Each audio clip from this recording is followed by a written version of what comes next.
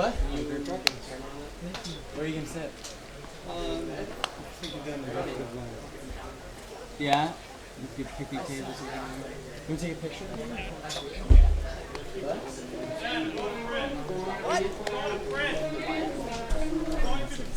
I heard you.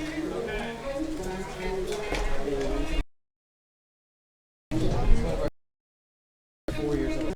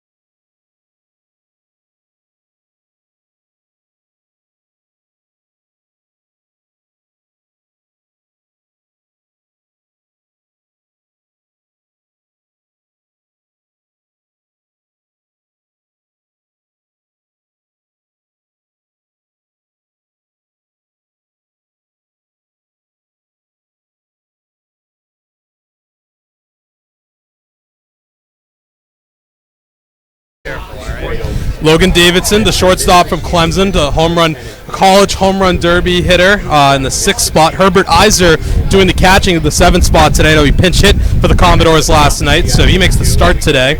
And then Alexander Volpe, the designated hitter from where, Pete? College of the Holy Cross, Worcester, Mass. Oh, wow. So we're going to have to ask you about him. And then Will Brennan rounds things out. He's playing left field, all for Patrick McGowan, who's on the mound for the Commodores. So we went through the lineup. I have it in front of you if you need a look. Which ones are on the all-name team? Name team in the lineup tonight. I know Cannon for a fact. Yep. And then I'll say Iser and Julian. Iser is not. I think he could have. Do you think he should have been?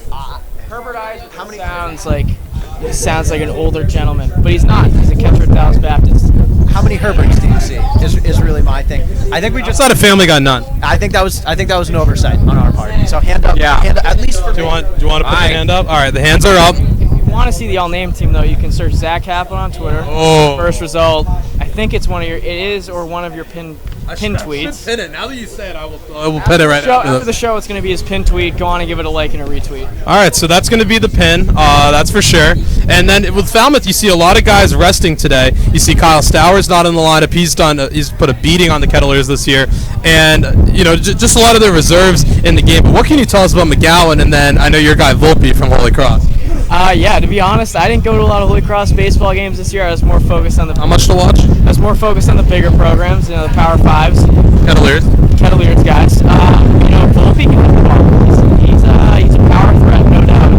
He's throwing a little bit of Holy Cross, hitting I think the low 2s. I want to say I don't know his numbers off the top of my head, but he was the guy who could put the ball to the yard for him. I think he hit like 8 to 12 home runs. Definitely led the team in home runs, and in the Hamptons League this year, I actually know this. He hit around 320, but the most impressive thing, he hit 16 home runs. And, while it's not like a Caper, Northwoods, or Cal Collegiate League, the Hamptons League isn't really anything to sneeze at. So I think you got to worry about him in the 8-hole, giving them a little boost at the bottom of their lineup. All right, so there you have it. That's the lineup the Doors have going for them. The Doors and the Kets starting just a few minutes from now. I know we love those nicknames here in the organization. Let's talk about the Cape League, but first, before we do that, I think we're going to say goodbye to Peter Flaherty. Thank you for joining us. Thanks for coming on anytime. I'll tell you what, if they win today, which, it doesn't matter if they win, but, we're good luck guys, baseball guys. Come on anytime during the playoffs. Absolutely. We're superstitious baseball guys. Win today, I expect to be on every day. No pressure. All right, well, we'll be home for game 2. We know that on Sunday, 3 o'clock, shameless plug. We know we're here. We don't know who yet, but we're going to talk about the who. But Pete, it's been a pleasure. Thank you so much for joining us. Thanks for having me on, guys. Great job. Peter Flaherty, assistant GM of the Kettleers, and he's got to get ready for the game. And now we're going to talk about the Cape League, and I think for this entire segment, we should just have our hands up. The Orleans Firebirds are not in the playoffs. The Brewster Whitecaps are in the playoffs. That is official. That is final. They are in the playoffs. Ben, I'm going to start with you. Do you care? Do you want to explain yourself? I can't. Are you? Who's more stunned? I think you might be more stunned. I think in terms of just pure crystalline disbelief, I would have to give it to myself over Orleans, just because they've been going through it every day. They haven't been. I check the standings most days, but it sort of crept up on me to the point where I looked one day and Orleans had lost 5 in a row and Brewster was right there. So hand up, I wrote them off. I think I probably wrote them off for the first time around like June 15th. And I've been writing them off ever since. I've been saying it's not going to happen. Nice. And I'm sure we could find somebody from some team last year who was saying that they were done. They were limping into the playoffs at 500. And then they won the whole thing. And then they won the whole thing. It's like I've said a lot of times over the last few weeks. I've been wrong before. I've been wrong again. I'm not sure I'll ever be as wrong as I was about the Brewster Whitecaps and the Orleans Firebirds at the bottom of that division. I remember earlier I said that the East was 3 tiers. I said it was YD and Chatham. I said it was Harwich and Orleans. And then I said it was Brewster. I was wrong about that. And then I said it was Brewster all alone at the back. And I was wrong about that. And then I said it was Orleans and Brewster at the back, but Orleans was clearly ahead. And I was wrong about that. So I've been given so many chances, and I blew them all. And I'll eat crow. I'll eat my hat. It's a mea culpa. I was wrong. So take everything else I say with a grain of salt. It's unbelievable. That's really the two-word explanation of this. It's unbelievable. So in spectacular fashion, Brewster clinching a playoff spot last night with an 11-8 win over the Harwich Mariners, who are already locked into that 3 seed. The Firebirds losing in a fog-lengthened 6-5 loss at Chatham, so possibly the worst way you could get eliminated from the playoffs. It got delayed by fog, then resumed somehow, and then they lost the lead that they had. They had a 3-0 lead against the Anglers and lost it, losing 6-5. They are out of the playoffs for the first time since 2007 under Kelly Nicholson. I'm sure he's as shocked as everybody is, but it's Brewster going to the playoffs. They're the 4 seed, playing number 1 overall seed YD, Yarmouth Dennis, and then the 2 seed Chatham plays 3 seed Harwich. Now here's what's going on with the West Division. Cotuit is locked into the 4 seed, but 1, 2, and 3 are all up for grabs. If Wareham wins tonight, they are first no matter what. Wareham going to Bourne. Bourne is already knocked out of the playoffs. If Wareham loses and Hyannis wins, Wareham is second. Hyannis takes the 1 seed and plays the Kettleers, hosts them on Saturday. Wareham plays Falmouth. But now here's where it gets really interesting. The plot thickens, Ben. If Hyannis loses, Hyannis hosting YD tonight, a YD team that has nothing to play for. If Hyannis loses and Falmouth wins, Falmouth is in second, and they play Hyannis. Wareham gets the top spot. And then if everybody loses, it stays as is, where Wareham is 1, Hyannis 2, and Falmouth 3.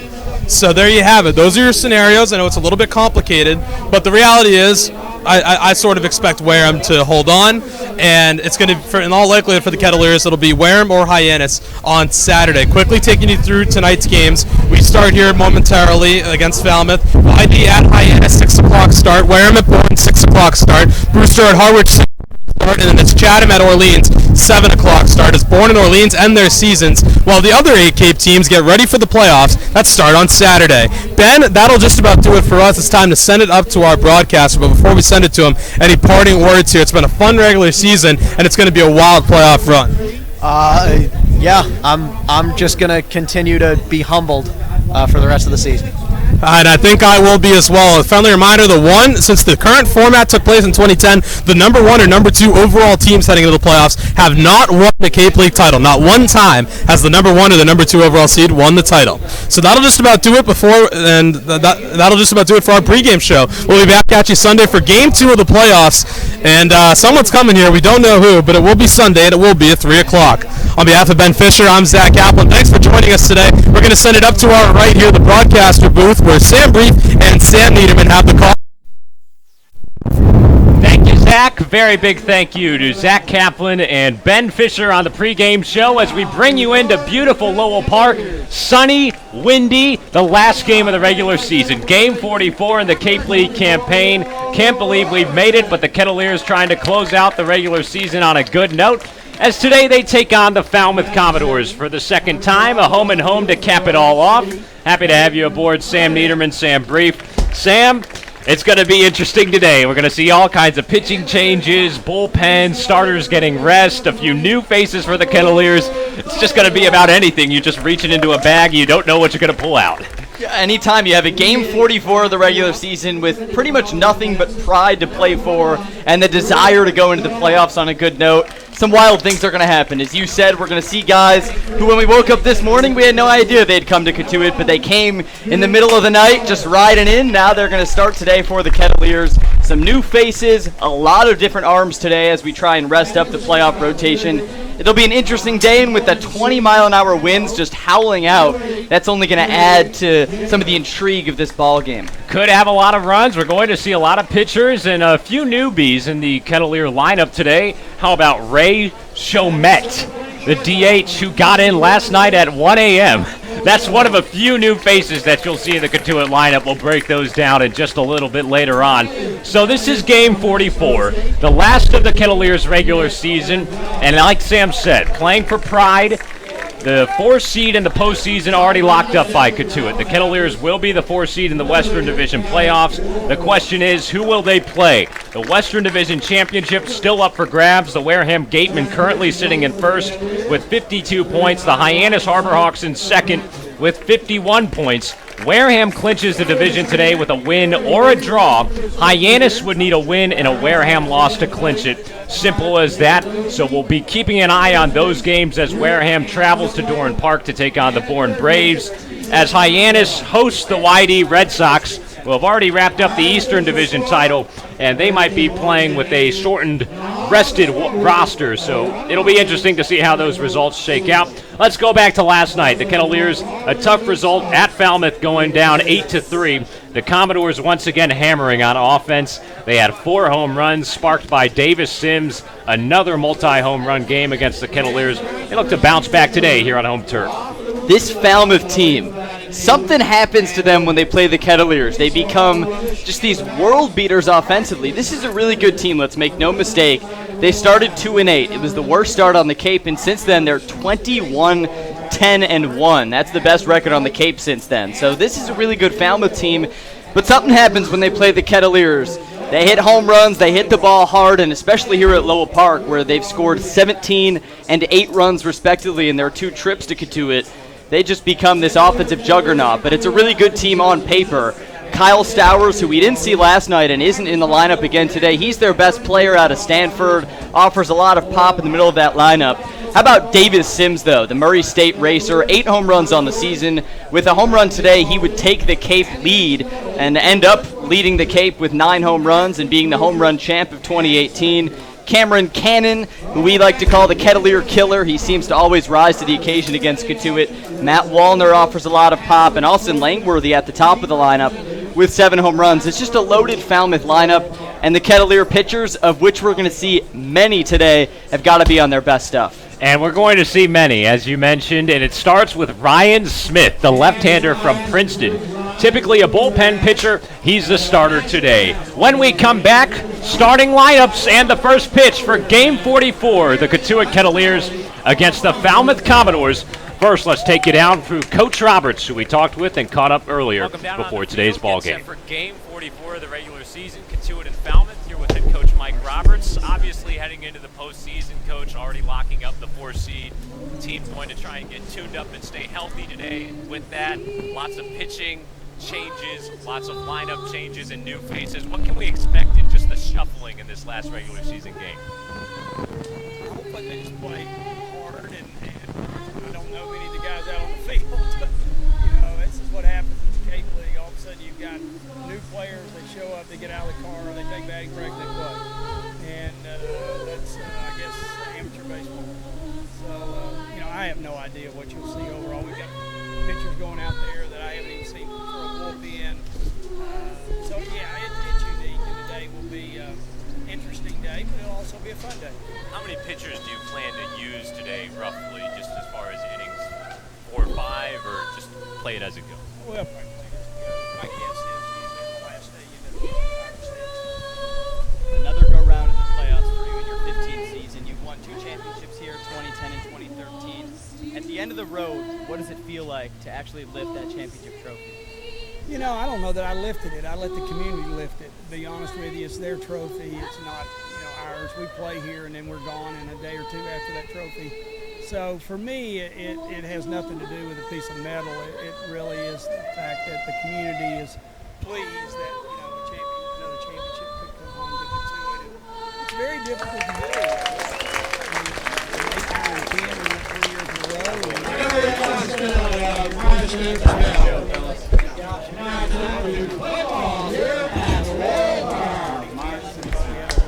Oh man, this interview's going on forever. I probably should have jumped in a little earlier. We'll be all right. Jump right back into lineups. Yep. Let's have a good one, everyone.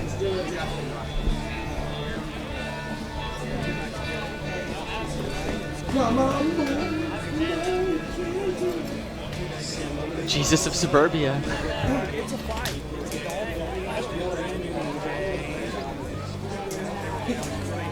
a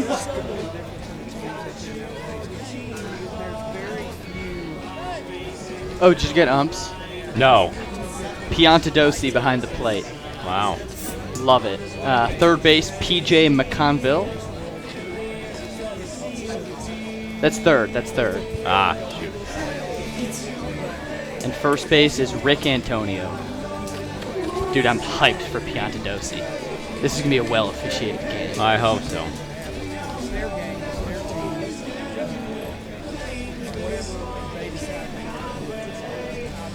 I try to just organize a little bit and keep everybody moving in the right direction. And that's kind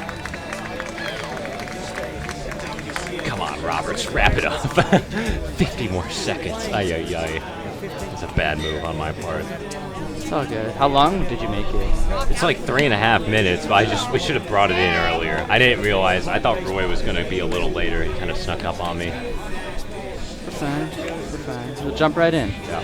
Be a quick open. Congratulations on another good regular season. Let's finish it out on a strong note today. And good luck in the postseason. We'll be talking to you soon.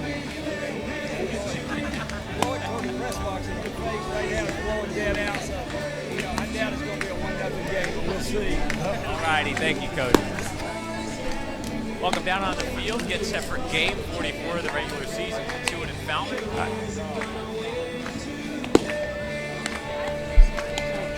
Welcome back to Lowell Park for Game 44, the final game of the 2018 Cape Cod Baseball League regular season, and it's the Cotuit Kettleers who host the Falmouth Commodores under sunny skies on a windy day here in Cotuit. One more game before the postseason, and the Kets looking to make it a good one here on home turf. Sam Niederman, Sam Brief, and our entire Kettleers media crew, happy to have you along with us. Let's get you today's starting lineups, starting with the visiting Falmouth Commodores. Coached by Jeff Trundy in his 20th season, his starting 9 sounds like this. Austin Langworthy, the center fielder, bats first. Cameron Cannon, the third baseman, bats second. Matt Wallner, the right fielder, bats third. Davis Sims, the first baseman, is the cleanup man. Edouard Julien, the second baseman, batting fifth. Luke Davidson, the shortstop, batting sixth. Herbert Iser is the catcher. He bats seventh. Alexander Volpe, the DH, he bats eighth. And Will Brennan, the left fielder, rounding out the order at number 9. Ryan Smith, the 5'10", 165-pound left-hander from Princeton, is a Cotuit starter. And his first pitch is grounded weakly towards second. Scooped up by Nick Gonzalez, and there's out number 1, 1 pitch and 1 out for a Kettleer defense that's much different today. We've seen not many changes over the last few weeks of the winning ways for Cotuit, but Mike Roberts getting a few new faces into the lineup. Trey Jacobs, the starting third baseman. Adam Oviedo is back in the starting lineup. He's the shortstop. Nick Gonzalez, freshly added from New Mexico State, the second baseman who just made that last play. Michael Tolley is the first baseman. Catcher is Garrett Wolforth, who reaches up for ball 1, a curveball to Cameron Cannon, the third baseman from Arizona. Smith's 1-0 pitch, fastball at the shins, ball 2. Kettleers in the outfield. It's their same normal trio. Duke Ellis in center, Peyton Burdick in left, and Will Robertson in right. There's a called strike over the heart of the plate.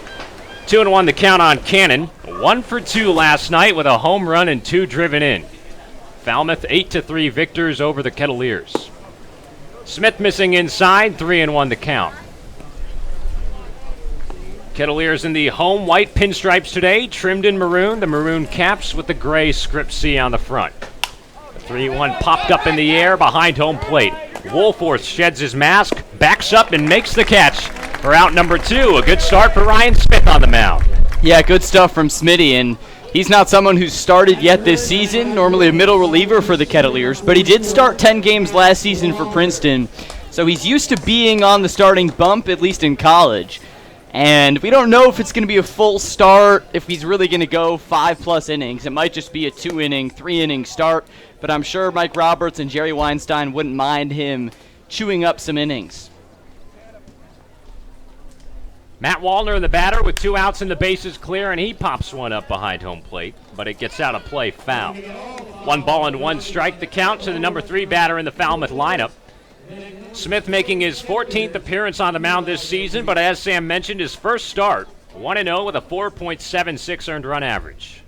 Swing and a miss, a good 91-mile-an-hour heater on the outside corner, and Wallner unable to catch up. A quick 2 outs here in the top of 1, and a 1-2 count at the plate. Smith peers in, shakes off Woolforth, now delivers. Up and away with a fastball to even the count. Ryan, in the 2017 season with Princeton, was one of their lead bullpen relievers, 21 appearances with 5 saves. As his 2-2 is checked off foul high in the air on the left side. But transitioned to a starting role in 2018, where he went 1-5 with a 6 flat earned run average. Registering 17 2/3 innings for the Kettleers already this summer, as he misses away with the 2-2 and the count runs full on Wallner.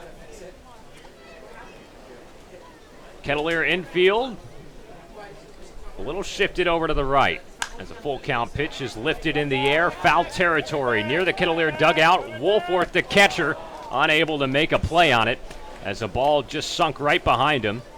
He was on his back foot as he tried to extend back for it, but wasn't able to get it in his mitt, and Wallner stays alive. That's a tough play for Woolforth. I mean, taking off the helmet, a little disoriented when you get out of the catching squat, the wind moving around. Much harder than it looks. Smith's 3-2. Down and away with a fastball. Wallner checked his swing, but held up just in time. And a 2-out walk for Falmouth here in the top of the first inning. So Ryan Smith retiring the first 2 that he faces, but unable to finish off Wallner, and he'll be up against the cleanup man, Davis Sims, big first baseman from Murray State who bats from the right side. 2 for 2 with 2 dingers last night against the Kettleers. Smith going with a breaking ball on the first pitch in the dirt for ball 1. Sims now tied for the Cape League lead in home runs. He's got 8 of them on the season, driving in 27. 6'4", a big open stance. As Smith goes with a changeup that time in the dirt, gets away from Woolforth, who tries to throw down to second. Not in time, as the runner in Wallner is able to get in standing up. So Wallner moves into scoring position for Falmouth with 2 away here in the first. And Sims at the plate, a chance to bring him in. Ryan Smith, the lefty, from the stretch. The 2-0 fouled off at the plate. Kettleers already a lock for the 4th seed in the Western Division playoffs. Falmouth can move up to as much as the 2nd seed today, should they get the right results. The Western Division champion still to be decided. Wareham clinches with a win or a draw today against Bourne. Hyannis needs a win and a Wareham loss. With the 2-1 from Smith, it will intend to walk Davis Sims with a 3-1 count as Woolforth gets up from the crouch, goes into the other batter's box, and Smith will issue ball 4. So an intentional walk to the cleanup man there with first base open to face the number 5 man in Edward Julien. Interesting to see that. Not a full intentional walk, because the first 4 pitches he was pitching to him, and then once it was a 3-1 count, they figured, all right, we might as well walk this guy. He hit 2 home runs last night. One of the most powerful hitters on the Cape. You want to get the bat out of his hands. Edouard Julien, second baseman from Auburn, bats from the left side and takes strike one at the knees. So 2 walks from Ryan Smith with 2 outs here in the first inning. 2 on for Falmouth. And Edouard Julien at the plate, who went 3 for 4 last night with 3 doubles. Wiggling the cream wood bat as Smith deals a curveball outside for ball 1. Very windy day at Lowell Park. Partly cloudy skies, but a gorgeous afternoon for some baseball. 4:30 start time today, as that's how it will be for this game, and 3 p.m. starts here at Lowell Park for the postseason. Fastball just missing low, 2-1 the count to Julien. Today's umpires, Mark Piantadosi behind home plate, Rick Antonio at first base, and P.J. McConville, the third base umpire. 2 on, here's a 2-1.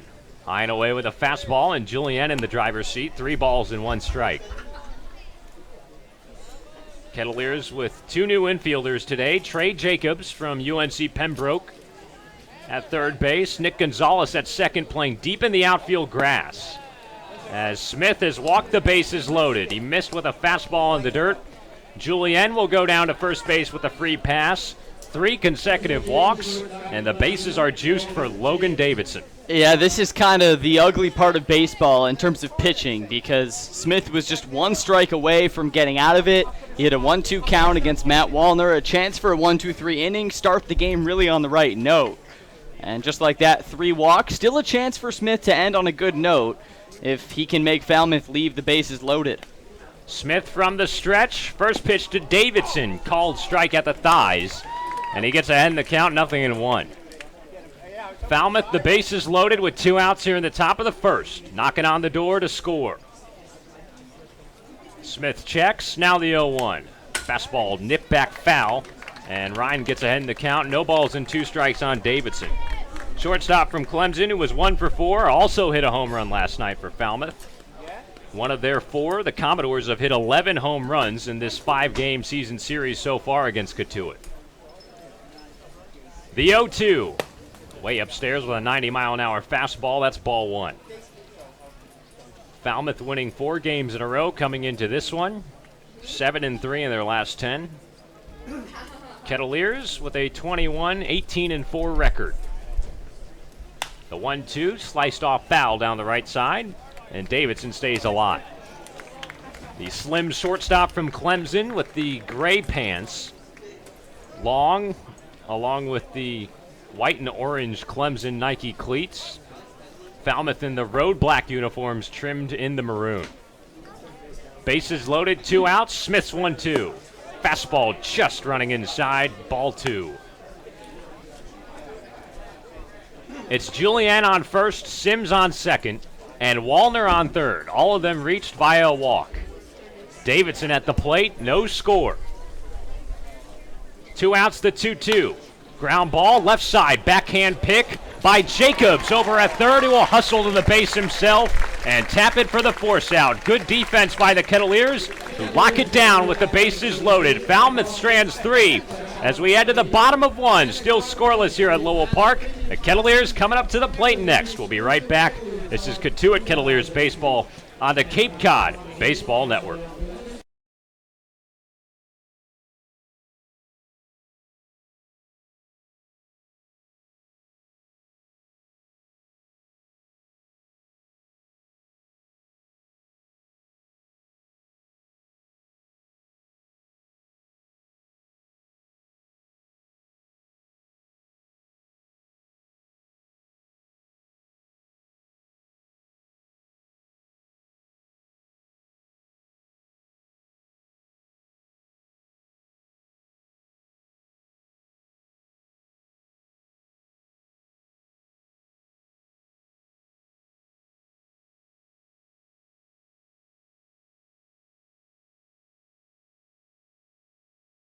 Bottom of the first inning here in Cotuit, and the Kettleers got out of a bases-loaded jam in the top of 1. They'll come to the plate for the first time today against the right-hander Pat McGowan.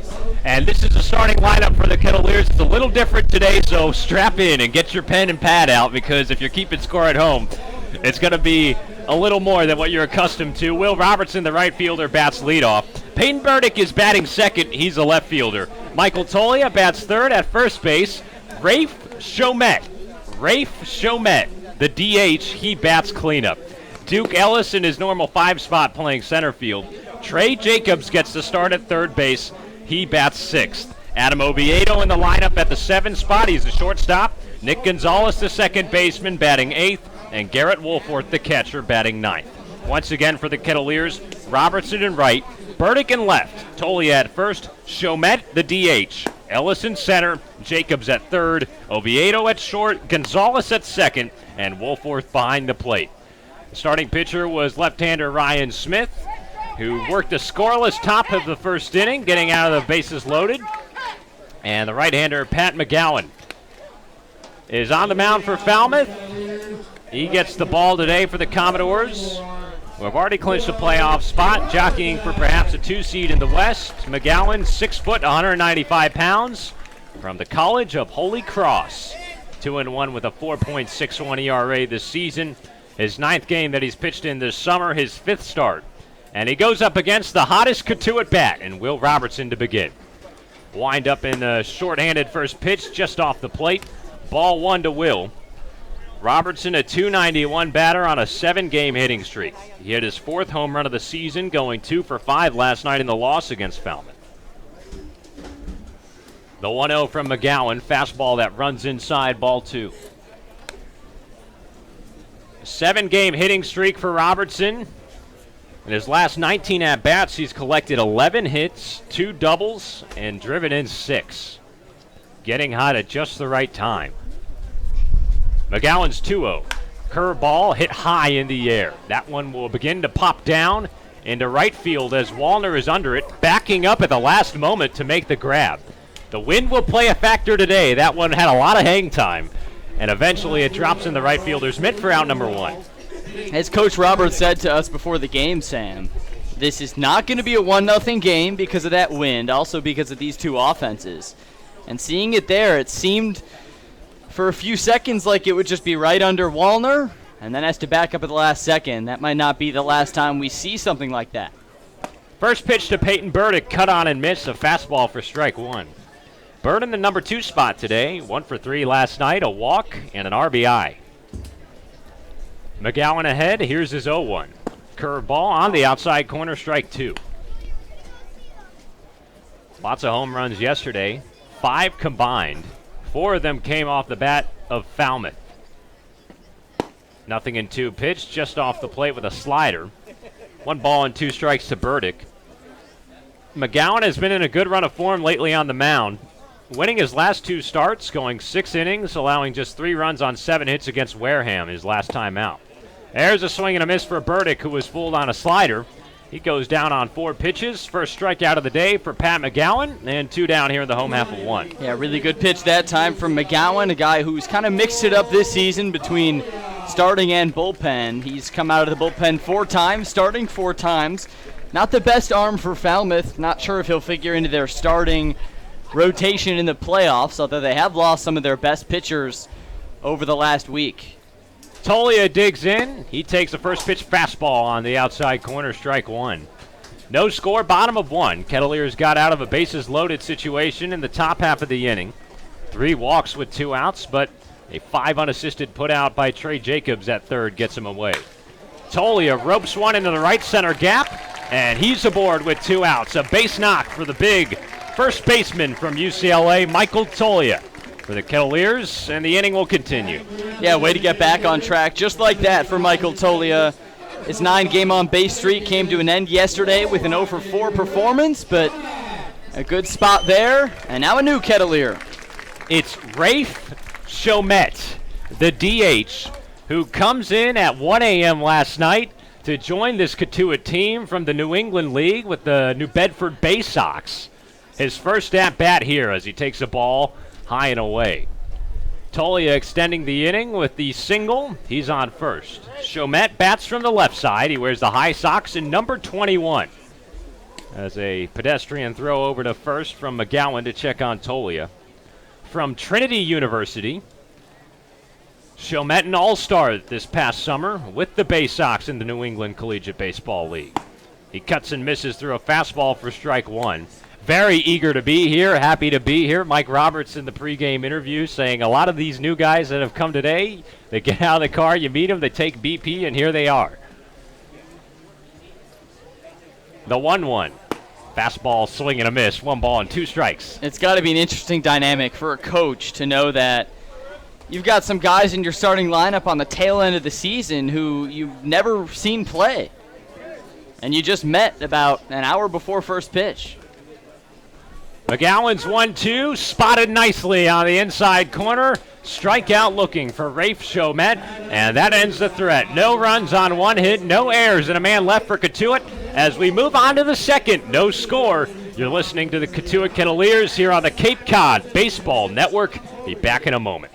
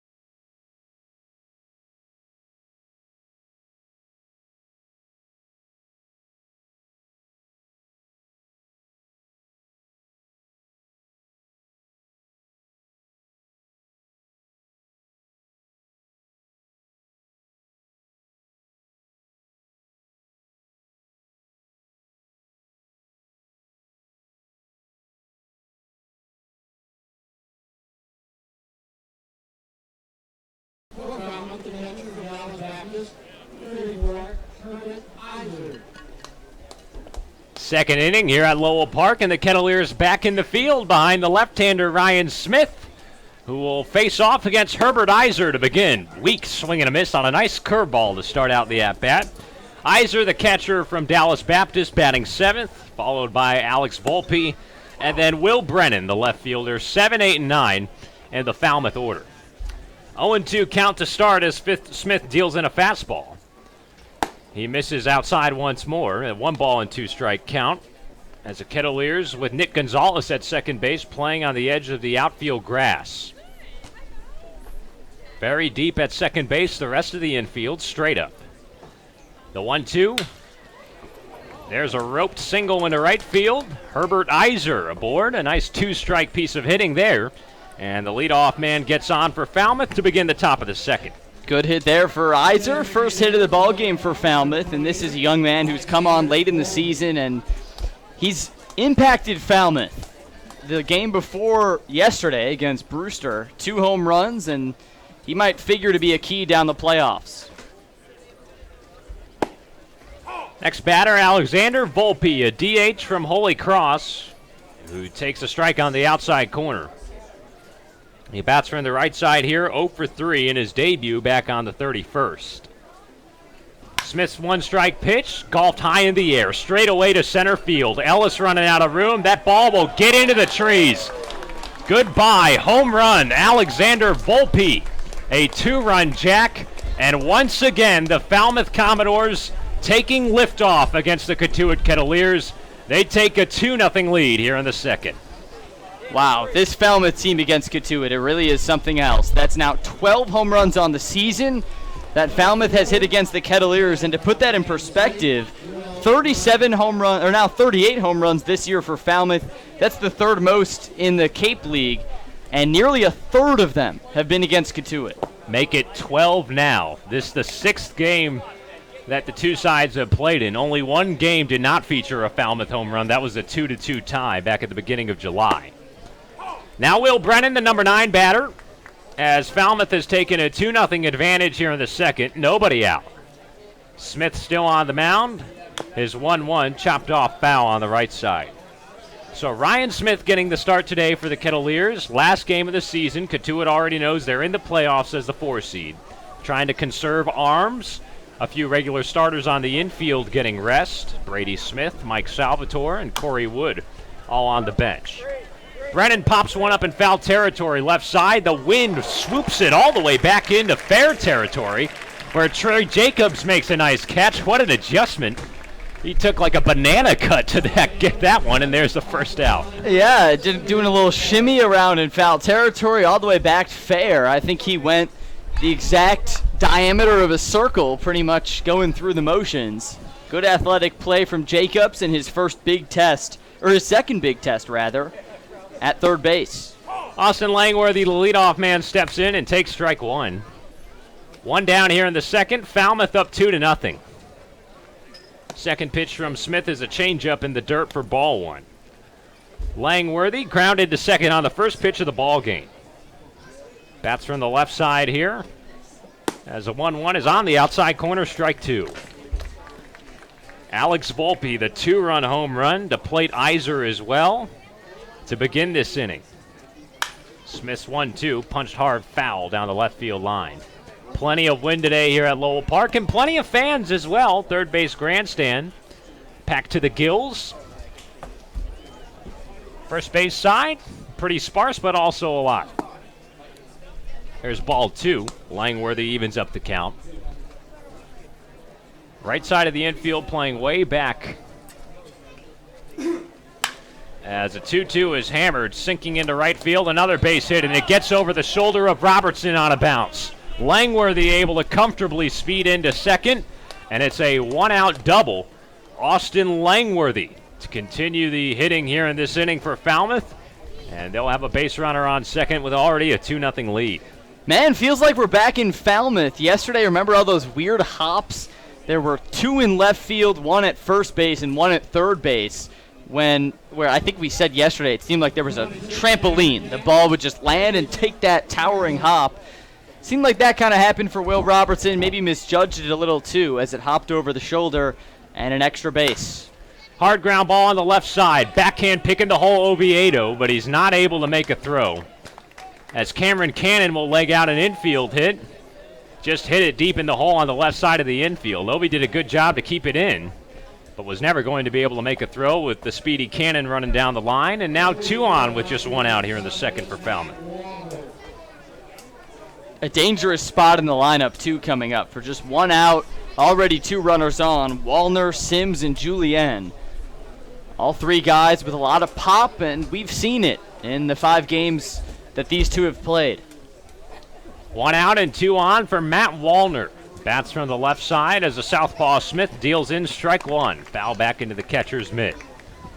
Falmouth leading by 2 here in the top of the second inning. Volpe's 2-run home run is first of the season and just his second game as a Commodore. The 0-1 curveball tailing straight in the air towards center. Ellis comes in to make the catch. There's 2 down. The runners stay put, and the left-hander Ryan Smith will now face off against the cleanup man Davis Sims, who worked a 3-1 count in his first plate appearance and then was eventually intentionally walked on the 5th pitch of the at-bat.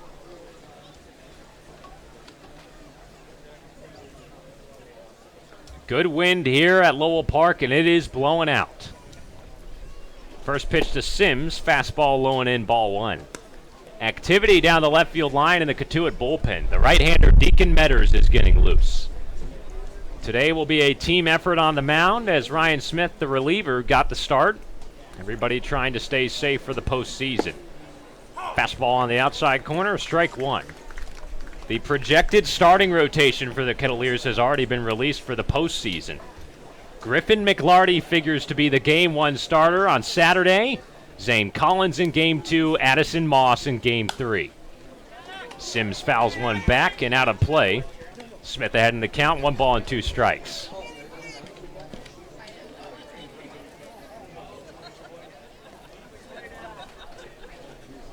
Langworthy on second after a double.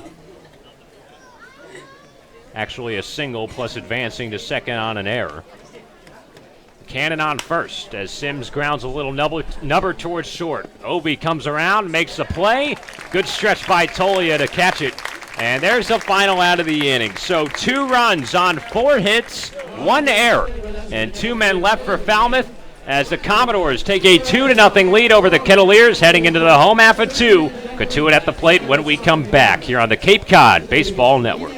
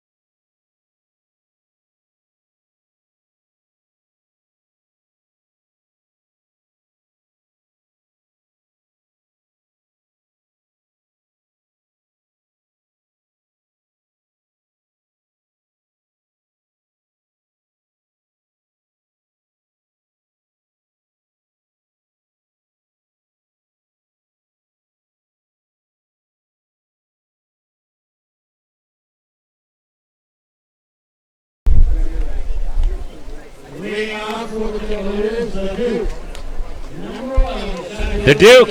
Oh.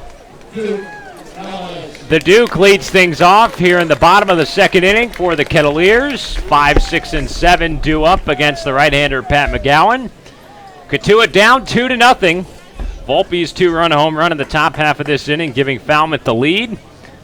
As Ellis leads things off, first pitch from McGowan, bunted foul up the left side of the line on the infield. But a good attempt by Duke, and that's one of his specialties. He's tried working on that. He's legged out a couple of bunt singles this season. But unable to keep it fair there, just strike one. Ellis a long walk back to the batter's box as he ran all the way through first base at full speed. Looks to catch his breath as McGowan, the right-hander from Holy Cross, comes offset on the rubber. Now his windup. The 0-1. Fastball in the dirt. 1 ball and 1 strike. Ellis, a 23-game on-base streak. If you've been joining us on a regular basis, you've heard it all. Still trying to keep it alive. Curveball on the outside corner, strike 2. Duke with the longest active on-base streak in the Cape League. He was 0 for 3 yesterday, but kept it alive with a walk in his first plate appearance. He takes a curveball up and away here. 2 balls and 2 strikes. Trey Jacobs in the on-deck circle. Then Adam Oviedo. 5, 6, and 7. There's a little looping hit that will get down. Right up the middle off the glove of the shortstop Davidson. That ball died right at the end, and Davidson had it hit off the heel of his mitt. And Ellis able to reach base once again. They will score that as a hit. So give him an infield hit, make it 24 games in a row that Duke Ellis has reached base safely. He'll just do it any way he can. And he'll just do it right away. Last night with the walk in the second inning, it seems like, as you said yesterday, we're never in suspense at the 9th inning.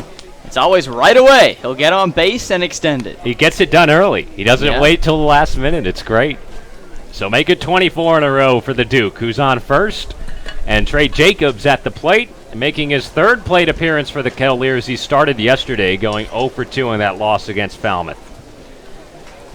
The infield at double play depth. Runner going. The 1-0 way outside. Throw from Iser as Ellis slides in safely head first. Stolen base, Duke Ellis. His 10th on the season, and he moves into scoring position here in the bottom of the second. And how about this? The last 11 games Ellis has gotten on base, he's done it in the 5th inning or before.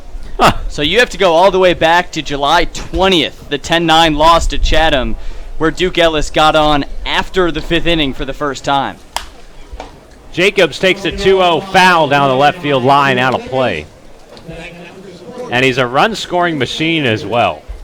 He just knows how to score. His 10th stolen base of the year. That's 6th in the Cape. Ironically, Maverick Hanley has 11 stolen bases, leading the Falmouth club. And that's a top 5 mark. 2-1 low and away on Jacobs. Of course, Hanley, the catcher, who got the start last night, but gets the day off today. Herbert Iser behind the plate. Just wasn't able to get Ellis in the nick of time down there at second. He's just too fast. Cannon, the third baseman, in on the grass. Here's a 3-1. Jacobs takes it in the air, slicing to left center field. Should be playable for Langworthy, who comes over and makes the catch. Ellis tagging from second, advancing to third easily. A productive out from Trey Jacobs to move the runner to third base with just one out here in the home half of the second. Yeah, good job by Jacobs hitting it into the gap, and unfortunately just a little under that one, and Langworthy's got a lot of speed out in center, so he can close in real quick. I'm excited to see some of these guys and how they contribute, because you got Gonzalez, Jacobs, and Chomet all in the lineup today, and I think one of them or two of them or even all three can be contributors in the playoffs, and that can only help. First pitch to Adam Oviedo, check swing, strike one. Obi comes to the plate with a runner on third base and one out. Kettleers down by 2 in the bottom of the second. Oviedo making his first start since July the 25th. Gets the call here at shortstop. Looking to bring the run home from third. He takes a sweeping slider off the plate. 1 ball and 1 strike from McGowan. Ellis began the inning with a walk, an infield hit. Stole second and then advancing to third on the fly out to center by Jacobs. The 1-1. Curveball in there, strike 2. Oviedo, the shortstop from Texas Christian, a rising sophomore. Part of the Big 12 all-freshman team this past year with the Horned Frogs. Figures to have a stellar sophomore season down there in Fort Worth. He checks at the 1-2. Appeal down to first base. No, says Rick Antonio. And the count levels up. 2 balls and 2 strikes. Cannon, the third baseman, still closer to the grass. Ellis the lead. The 2-2. Grounded foul on the left side. Oviedo out there with the High Sox. He began the season as more of a long pants guy, but I think he's transitioned to the High Sox as of late. Yeah, I mean, a shortstop, I feel like a middle infielder. That's a classic. Should be doing the High Sox. I see both of the Falmouth middle infielders out there. Davidson and Julian got the long pants. There's ball 3. I don't know about that. I don't know. I don't know. Of course, Julian, not a second baseman by trade either. Typically a DH or first baseman at Auburn. Davidson, one of the best fielding shortstops in this Cape League. The 3-2. Breaking ball, cut on and miss. And that's strike 3 as Oviedo goes down on strikes for the second out of the inning. And this will bring up the number 8 hitter and Nick Gonzalez. Nick Gonzalez, second baseman, wearing the long pants. And he's a middle infielder by trade. Now, he's a little shorter, though, and he's got the cuffed pants. It kind of looks like that athletic look. With those New Balance cleats. You can see a little bit of the maroon socks as Gonzalez takes low for ball 1. Making just his second at-bat as a Cotuit Kettleer. His debut was baptism by fire. He came on as a pinch runner in the bottom of the 9th against Wareham back on Tuesday and scored the run that tied that game at 4. He lifts the 1-0 back foul and out of play. That's one of the things I love about baseball is there's so much room to customize, to have your own look. And in basketball, pretty much only the shoes. You know, obviously everyone's got their own sneaker deal, and you can wear the KDs or the LeBrons or the Kyries. Football, you can do a few things, I guess. Gonzalez takes the 1-1 just over the plate. A nice changeup from McGowan. And the pitcher gets ahead, 1 ball and 2 strikes. Ellis is the runner at third. Cotuit trying not to strand him. Down by 2 here in the bottom of the second inning. Gonzalez looking to make an impact. Here's the 1-2. Check swing on a breaking ball in the dirt. He does go around. That's strike 3, and Pat McGowan has been a tough cookie on the mound for Falmouth thus far. His 4th strikeout of the game as the Kettleers leave a man at third base, and we enter the 3rd inning. Sam Brief with the play-by-play when we return. This is Cotuit Kettleers baseball here on the Cape Cod Baseball Network. It's 2-0 Falmouth.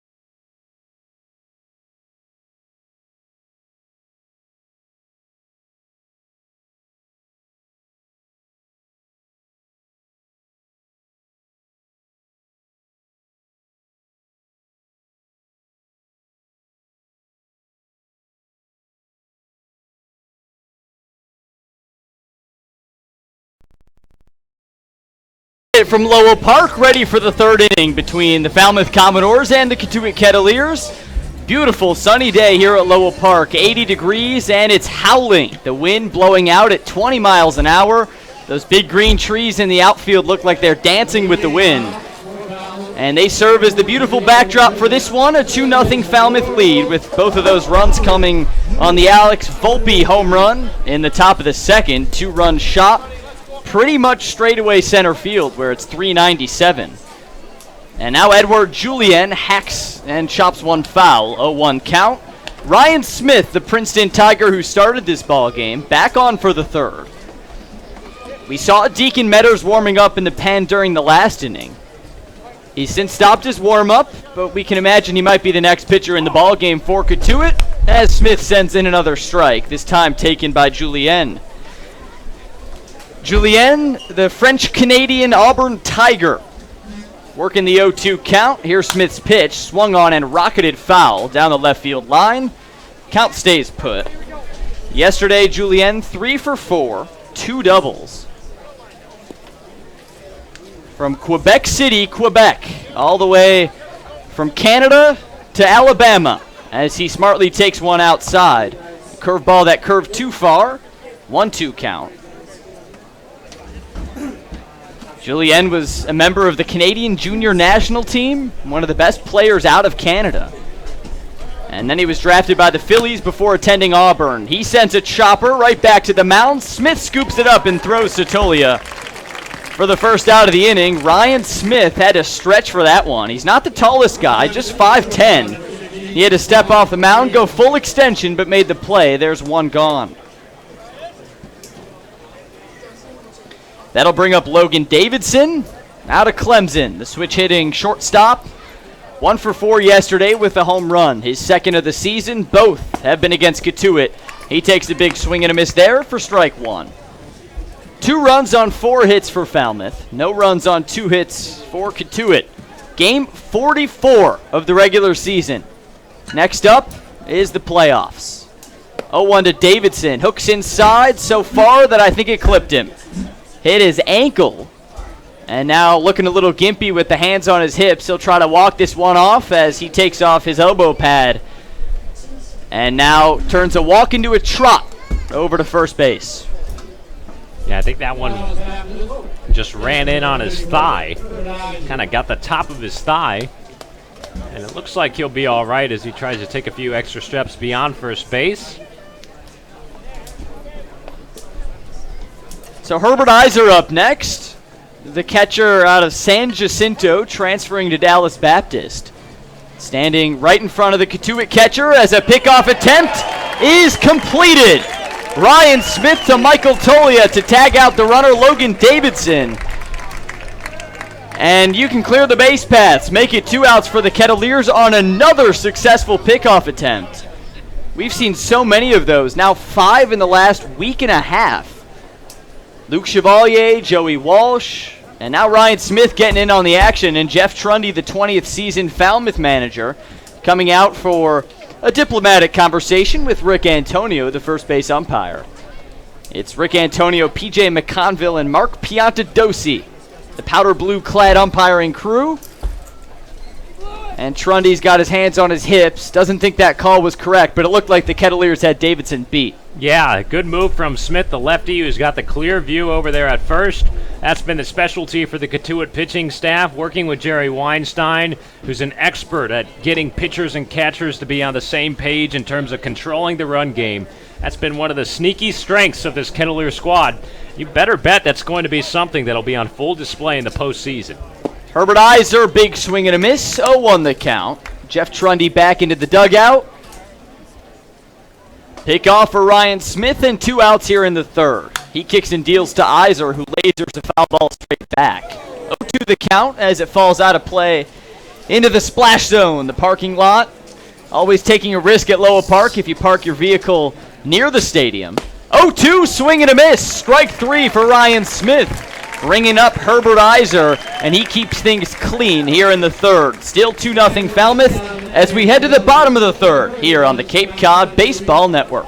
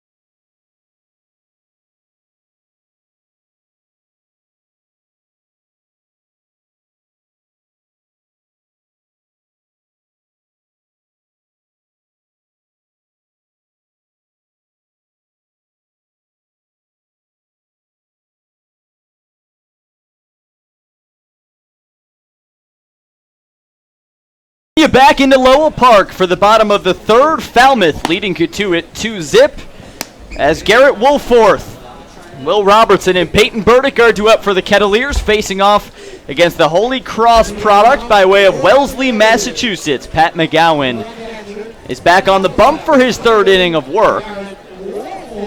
The Alex Volpe home run in the top of the second, making all the difference in this one. 12th home run of the season for Falmouth. 12 of their 38 home runs this year have been against Cotuit, almost 1/3 exactly, as Woolforth takes a curveball outside, 1-0 count. Garrett, the catcher out of Dallas Baptist, transferring soon to Nova Southeastern in Fort Lauderdale. Swings and misses at the 1-0 offering in the dirt, make it a 1-1 count. We like to call him Weatherman Garrett for his prowess and always being able to look up to the sky and tell us what's going to happen. Came in handy, especially in Chatham, as he sends one back and backs up, clings up for a 1-2 count. Earlier this season in Chatham, down there known for the fog, a very low-centered stadium right on the coast. Fog tends to roll in. Garrett looks up at the sky about 4 hours before first pitch. Oh yeah, we're going to be fogged out. Here's the 1-2 to Woolforth. Swing and a miss. Strike 3. Make it 5 strikeouts for Pat McGowan, who has set down the last 3 Kettleers on strikes, and now 1 gone in the third. Yeah, McGowan's been looking really good here today. Good stuff. Very lively with a fastball. Mixing and matching. That slider's been pretty good, too. 5 strikeouts for the first 9 batters that he's faced. We'll see if the Kettleer order can make adjustments the second time through. Now Will Robertson, the leadoff man for Cotuit, ropes one into center. Austin Langworthy charging in. He makes the easy catch at letter height for a quick out number 2. Good contact from Robertson, looking to extend his hit streak to 8. Also riding a 6-game RBI streak right now that he'll look to push to 7. He extended that with a solo home run in the 9th inning yesterday. 11 for his last 19 coming in, but 0 for 2 today. And he'll make way for Peyton Burdick. Burdick, the Cape Cod hitter of the week for the past week, takes strike 1 on the outside corner. He struck out in his first at-bat and is riding a 12-game on-base streak of his own as number 12 steps in with the high socks and the Wright State Raider Nike cleats and slashes one foul down the right field line. Out of play, and it's an 0-2 count. McGowan looking for a 1-2-3 inning here, already with 5 strikeouts. Trying to turn in his best outing of the season in the final game of the season. Here's the 0-2. Fouled back. McGowan 2-1 on the season, a 4.61 ERA. He struck out 20 and walked 10 coming in. Last time out against Wareham. Speaking of Wareham, some scoreboard watching maybe today. Eyes on the Wareham game and the Hyannis game as McGowan kicks and deals. 0-2, fanned and missed by Peyton Burdick. Make it 6 strikeouts for Pat McGowan. This guy's absolutely sizzling as he struts off the mound at Lowell Park. Commodores up on the Kettleers 2-0 as we head to the 4th. This is Cotuit Kettleer Baseball on the Cape Cod Baseball Network.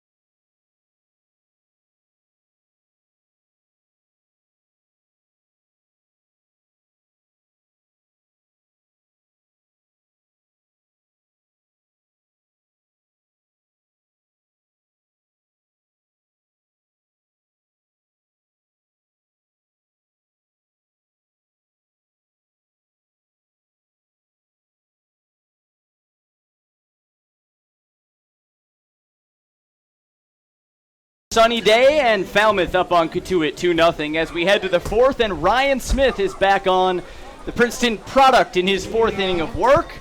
Sam and Sam up here in the broadcast booth, but right now Sam, and Dan. We are pleased to be joined by Dan Fortier, one of our GM interns, scout liaisons. As Smith sends in a first pitch ball to Alex Volpe. How you doing? Good. How are you? Great. Welcome up to the booth. Happy to have you up here. As Smith sends a strike, or never mind, a ball, just below the knees of Volpe. So Dan, we had Pete, one of your counterparts, on a couple weeks ago. But for those who might not have been listening, tell us a little bit, what are your day-to-day duties, and also what's your history like with the Kettleers? Because I know you've been around this organization longer than any of us. Yeah, so day-to-day, usually we've been doing this software program called TrackMan, which tracks every single pitch of every single game, which is really cool. It will give us different metrics like velocity, spin rate, all of that. We also have Paige, who does Inside Edge, which is another really cool software program that it uses a manual gun, and it creates some of the coolest reports I've ever seen, and it can give them letter grades about every pitcher, every batter, everything. Swing and a miss there from Volpe, strikeout. Now 1 out for Ryan Smith. Are those the blast motion pods? Yeah, there's those two. Those track the hitters' swings and all of that. We haven't had too many use it in-game yet, but we've had people batting practice a lot of the times using it. We also videotape our pitchers, outfielders. We have 2 videos on each of our batters that I've done just to kind of go through the motion with them, have them be able to see what they're doing on the field.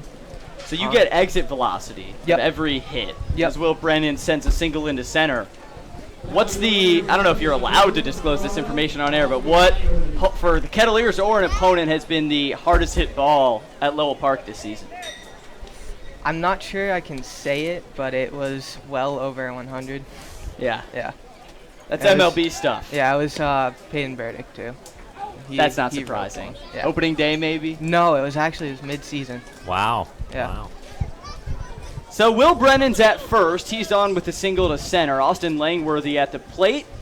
1 out here in the 4th as Smith fires in a first pitch ball outside. We're here with Dan Fortier, one of the GM and scout interns. So you've been around Cotuit for, I want to say, 5 years now. Yep. And so tell us a bit about what you did the previous 4 years before this position. So I started bullpen catching as an 8th grader, mainly for 2 weeks that season, and then after that, my 9th, 10th, and 11th grade year, no, actually 9th and 10th grade, I continued to bullpen catch, and then last year, after my senior year of high school, I was a game day intern, and then this year, being a GM intern. What's bullpen catching like? It's a thankless job. It's a blast. It's so much fun. Being in 8th grade was kind of strange because you're facing middle schoolers who pitch probably 60 at the hardest, and then getting into a bullpen where we had Reagan Bazar that year throwing 100 and Hochstetter from Stanford with probably one of the dirtiest curveballs I've ever seen. So you're catching those guys. You're catching 100-mile-an-hour rock. Yeah. As an 8th grader. Yeah. Yeah. It was a blast though. The guys are great. I learned all about college when I was in 8th grade, so I was prepared this past year. It was all the players in the bullpen have always been great to me.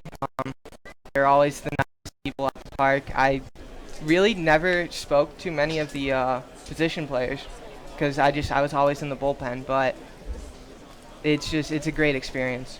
Here's the 3-1 to Langworthy outside for ball 4. Will Brennan was off and running. It doesn't matter because now runners are going to be on first and second with the walk. So, Dan, I know you're around the team all the time. You get to the ballpark at, 9 a.m. every day? 11. I work 5 to 9 at the lunch, Right. But whenever I get here. Man. When do you sleep? Right after the game, usually. Yeah. Pass out. So what are you thinking about the team right now? Give us what are the vibes? I mean, I know that they're 7-2-1 in the last 10. Feeling good going into the playoffs? Oh yeah. I think we have a bunch of players who actually want to be here, which is always good, and it's something that you don't always get at the end of the season with the Cape League. But I feel like our team wants to be here. I think today's going to be a pretty cool game with Smith getting the start, and I'm excited for the first playoff series. Hoping that it's Hyannis. But even against Wareham, the last 2 games that we played against Wareham have really made it a lot better looking at them. Been more competitive, that's Yeah, for sure. for sure. Now, do you have one guy? We were kind of talking about this earlier before the game. Do you have one guy on the Kettleers that you think is going to bust out and have a big postseason, position player or pitcher? You know, I'd love Humphreys too. I'm a huge fan of Zach. He's a great guy and one of the hardest workers you'll ever find. So I think that he's going to be a very good key defensive catcher at the end of the year.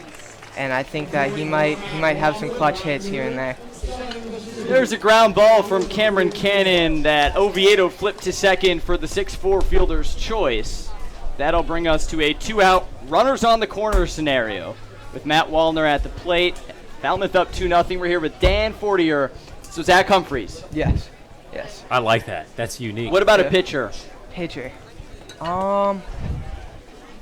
I'd say Joey Walsh maybe. I feel like he might come in some key spots, and I think he'll get us a few innings here and there in a couple of the games, especially like I wouldn't be shocked to see him come out first game against Wareham or Hyannis, probably like mid-innings. 0-2 count now at Wallner. He normally gives us some quality innings, so I think he'll shine. I like that.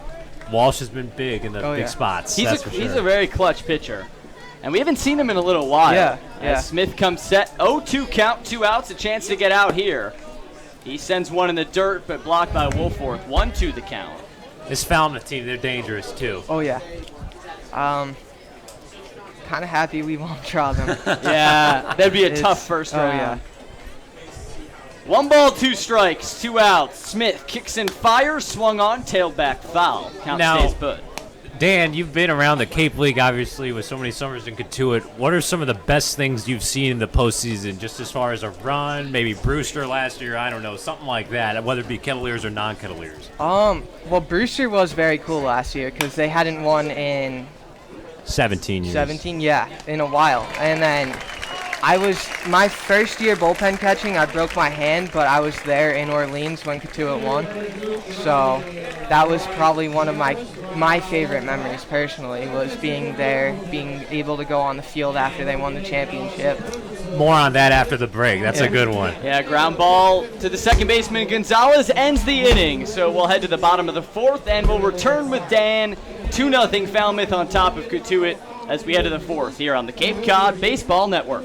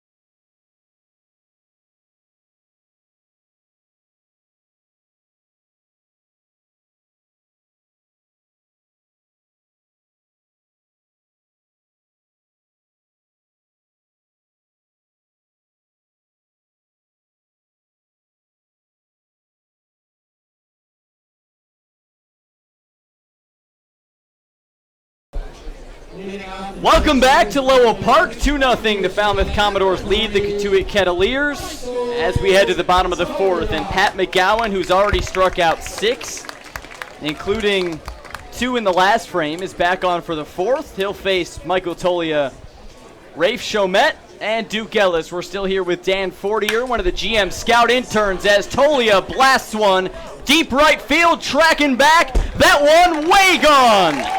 A solo shot from Michael Tolia to get things cooking here in the 4th. What a mammoth shot by Michael Tolia. Home run number 7 on the season. And we're with Dan Fortier, who tracks the exit velocity. I know you don't have the TrackMan in front of you, but let's see an estimate on that. Probably low 100s, maybe high 90s. I just want to know if it's landed. Because it was towering, right? Yeah. If it was a line shot, we'd have a quicker velocity. Yeah. But wow. That was hit far.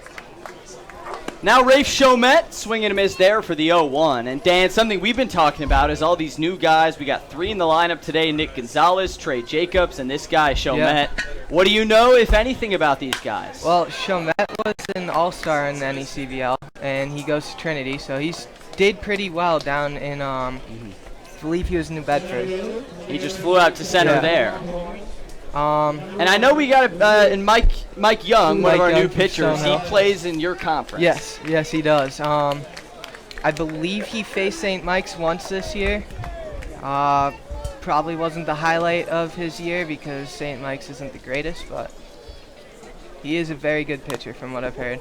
Bunt foul from Duke Ellis, 0-1 count with 1 out. So before the break, you were talking about how you were in Orleans in 2013 when the Kettleers won their last championship. What's the celebration like? Just take us through play-by-play what happens when you win it all. So I was sitting right behind the bullpen, and first thing that I saw was all the pitchers running down to the field. They weren't on the mound, but they were like to the left side of the infield near the mound, dogpiling. There's definitely a Gatorade shower or some sort of liquid that was thrown on Roberts, which was really cool. It was probably the happiest I've seen Coach Roberts in the years that I've come here, and it was one of the greatest experiences I've ever seen. We had a lot of the pitchers that year were very good, and so it was something that they were all hoping for. I know right when they got the wheels starting in the playoffs, they all wanted that ring, so they were all chasing it. So it was cool to see it come to an end. Did you get a ring? I did not. I only bullpen caught for like a week or 2 that year, so right. I was at the bottom of the list for those. Ground ball by Trey Jacobs up the middle and through for a base hit. Trey Jacobs with his first base hit as a Kettleer. And with 2 outs after a Duke Ellis pop out, now a runner aboard for Cotuit, down 2-1 here in the 4th. So that championship, and that was in the jungle, right, yes, at Eldridge Park. Yes, and how did that feel to win, not at home, but kind of steal it on the road as the villains? It felt good. It felt good. Orleans was a very tough team that year. Like, they've been very tough every single year, so it felt good getting that game there. High fly ball from Oviedo, center field. Langworthy makes the catch for out number 3. That'll end the inning, but a home run from Michael Tolia makes it a 2-1 ball game, and we figure Tolia's got to lead this team down the stretch, a returner. We know Coach Roberts like those returners. Definitely. I think him and Shock will be playing a big role in the coming week. We'll keep an eye on it. Dan, thank you so much. One of the hardest workers on the Kettleer staff. Dan Fortier, one of our GM interns and scout liaisons. Now go. You got to get back to work. I see Deacon Meadors coming out for the 5th inning, and we'll take a break with the Kettleers now down 2-1 here on the Cape Cod Baseball Network.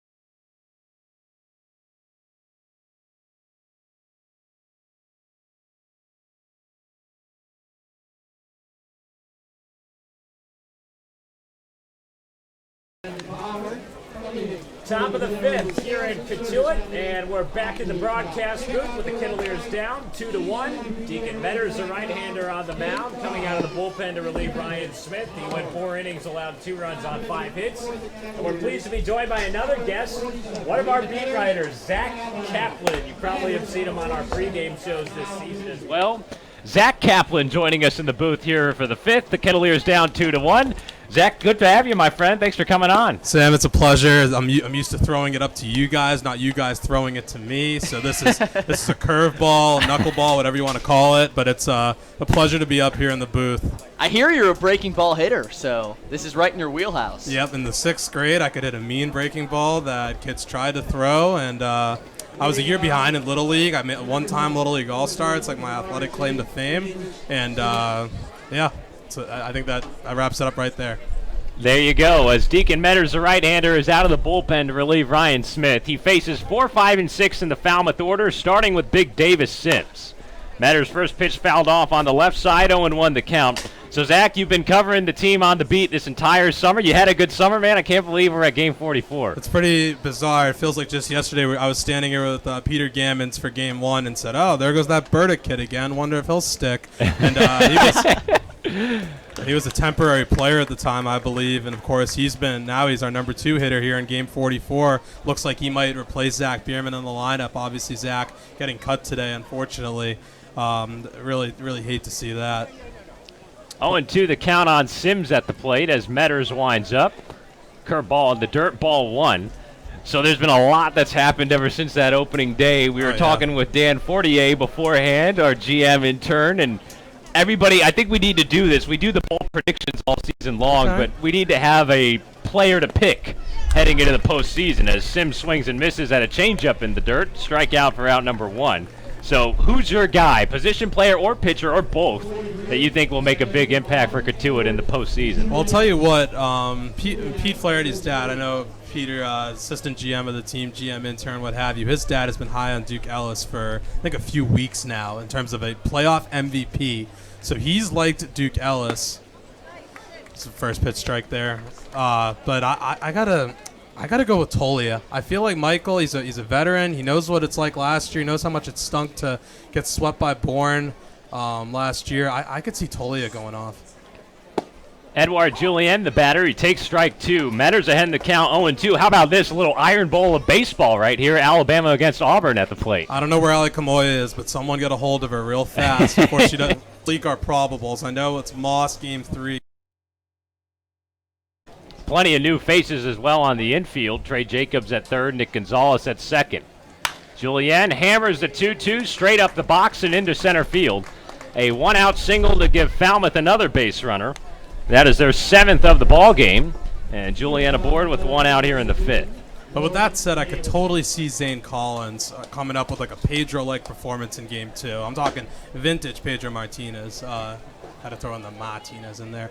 I could see him totally coming up Pedro for this team. He knows what the playoffs are like. He's been there before, and it would not surprise me in the least to see him put up a performance. And the fact that he's a returner's got to help that. Yeah. He's been there before. He, like Tolia, knows the sting of losing in the playoffs.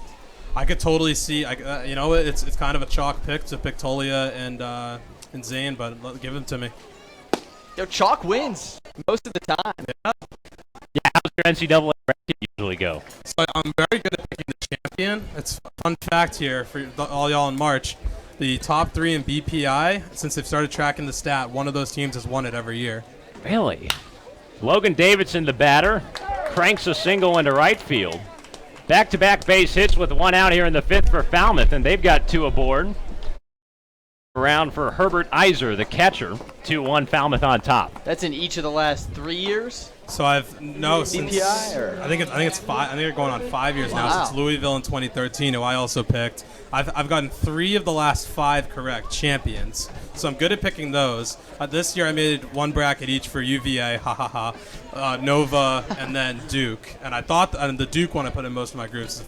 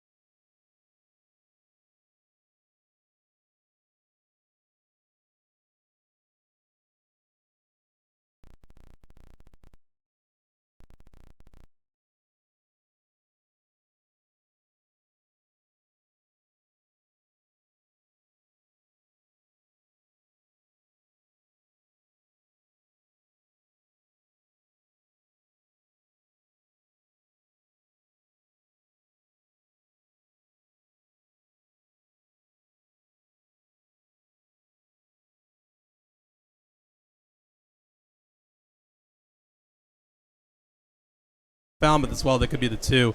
But I think the drama is going to be minimal today. Give me Wareham at Doran Park with a big win.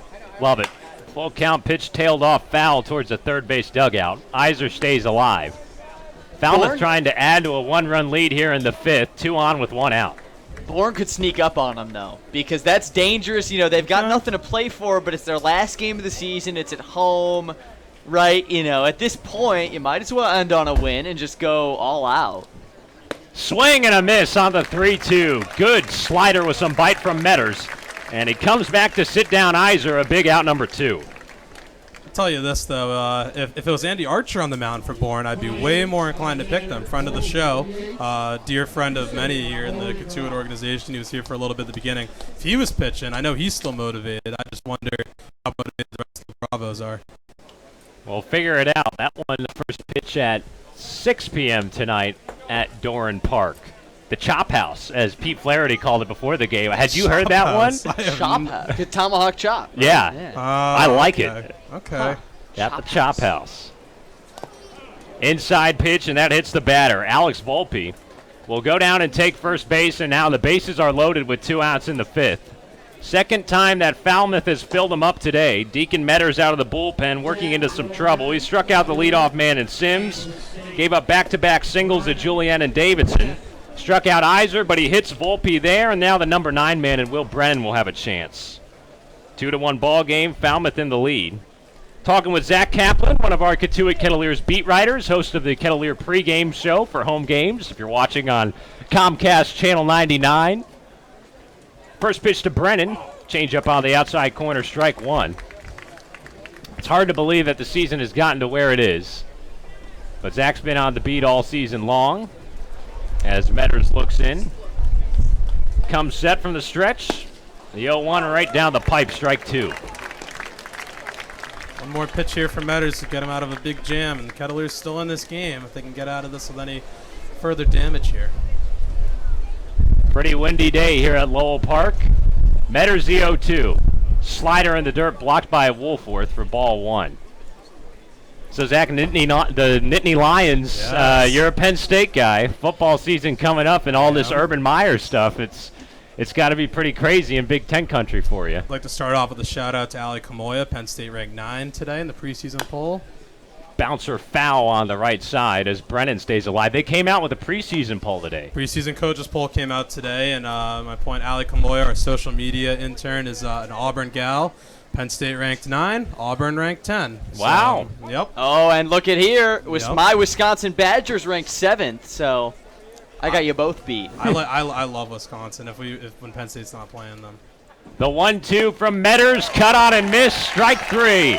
Deacon Metters with 3 strikeouts in the frame, and he exits with the bases loaded as the Kettleers are down by just a run. Coming to the plate in the bottom of the 5th inning, more Zack Kaplan when we return. You're listening to Cotuit Kettleers Baseball here on the Cape Cod Baseball Network.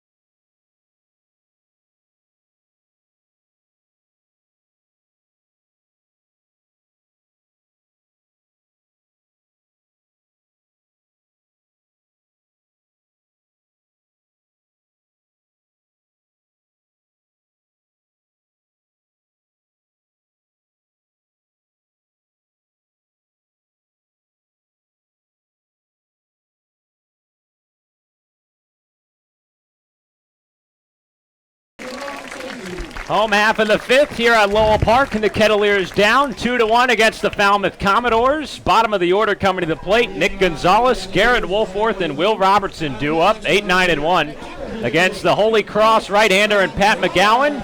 Zack Kaplan, our Kettleer beat writer, joining us here in the booth. Sam Niederman, Sam Brief. three-man crew for the next half inning as Gonzalez takes the first pitch foul in the third base dugout. So the Kets getting out of a bases-loaded jam in the last frame. One of our Penn State representative interns in Cap with us here in the booth, and we're talking a little college football. It's just around the corner. Yes, it is. So how are James Franklin and the boys looking for year number, 4 in his tenure? Is it 5? Year Something like number that? 3? 4. 4. Yep, it's 7 and 5, 7 and 6, 7 and 6. No, this is 5. I'm sorry. We're journalism guys, not math guys. This is year number 5 for him. They got a lot to replace with Saquon leaving, as well as Mike Gesicki, a lot of guys on the defense, but it should still be a good year. 0-2 count on Gonzalez, who takes a curveball for strike 3. 3-pitch strikeout, and the leadoff man retired here in the bottom of 5. Pat McGowan still cruising on the mound. Something about Gonzalez quickly. I don't know if you guys know this. The trip he had to make to come here, he flew from Louisville to Baltimore. I was talking to him after yesterday's game. He flew from Louisville to Baltimore. Then got his flight canceled at BWI. Had to fly on a small plane to Nantucket. And from Nantucket, he took a propeller plane to Hyannis. Oh, my goodness. 12 hours. 12 hours of traveling total. So I could not believe. I gave him I looked like a meme and I was like looking at him. I was like shaking my head when he was telling me this yesterday. So what was the Baltimore to Nantucket on a private plane or just a small little plane? Small little plane, man. All halfway up the East Coast. His flight got canceled. There's some weather. This is I think that week when there was supposed to be thunderstorms. So he had to take a little plane to Nantucket. Incredible as Garrett Wolforth is the batter fouling off an 0-2 pitch. So then Nantucket to Hyannis, you said propeller plane. Are those the Wright brothers kind of planes? That's sort of what I pictured. I didn't ask him because I knew he wanted to get on the bus to leave Falmouth yesterday, but just it made it sound like it was quite an ordeal to get here. And I know that Trey Jacobs also made to make a 12-hour drive from Staunton, Virginia. Ground ball right back up the box, and Wolforth protects with 2 strikes and eventually works out a 1-out single. So Garrett aboard for the first time today, and that'll turn things over to Will Robertson in the top of the order. So, wow, some pretty crazy adventures for these new guys to come into Cotuit. Rafe Chomet, though, was a pretty easy journey because he's coming from the New Bedford Bay Sox. Pretty much you go down the bridge and just a straight shot on, 495? Yeah. So quick drive for him. I feel so bad. That must have been brutal compared to these 12-hour drives and flights and whatnot. Robertson yanks a single into right field on the first pitch. Wolforth able to dance around the ball. He moves up to second.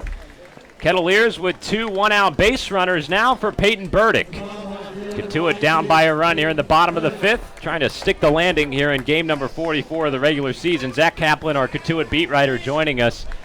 So you know those Massachusetts highways well, obviously. 495 is what, like the Mass Turnpike or the Belt or something like that? It is. It cuts through Central Mass primarily. It goes north-south. A good way to remember: the odd numbers go north-south, the evens go east-west. I see. Somebody going to miss at a curveball in the dirt as Burdick starts the at-bat down in the count. Learned that at a young age. That one took a funny hop on Davis Sims, by the way. Just got to quickly mention, these balls, 2 yesterday in Falmouth took odd hops, and that one, it looked like Sims had a handle on. Just bounced off the lip of the infield grass and then just hopped into right field. 0-1 to Burdick. Fought off foul down the right side. No balls and 2 strikes. That's one of my favorite parts. Not the Davis Sims. You're talking about the turnpikes, but the traffic. You Massachusetts natives, everyone calls it Mass, right? Not Massachusetts. You say, "Oh yeah, I'm from Mass." It's I like a very clear way to tell people that you're not from here if you call it Massachusetts. Right. Wow. I've never called it Mass. It's like, all right, buddy, we don't have time to hear the full word. Just call it Mass. Swing and a miss for Birdie on the 0-2. Fooled him on a good curveball.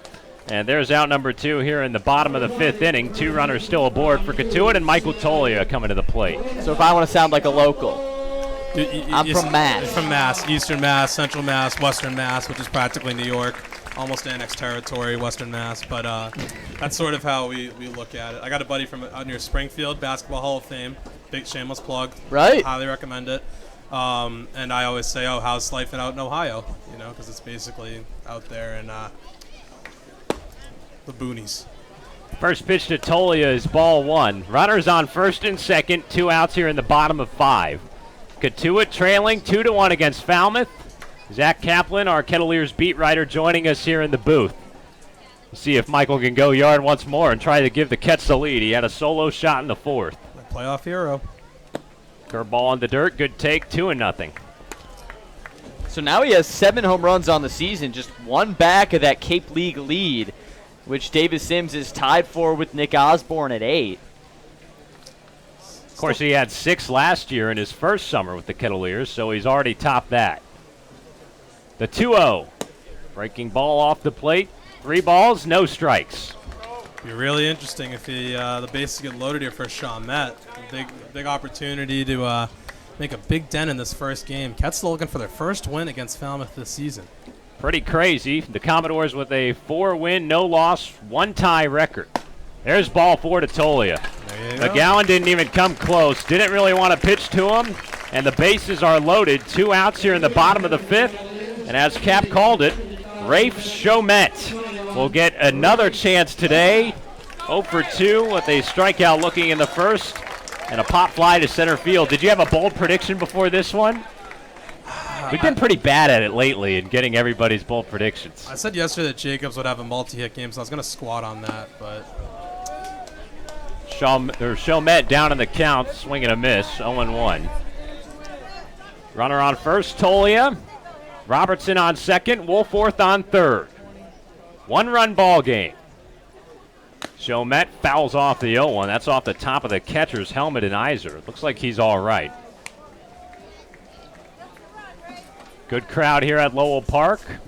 Partly cloudy skies above. The sun covered up by some of those clouds at the moment. Very windy day.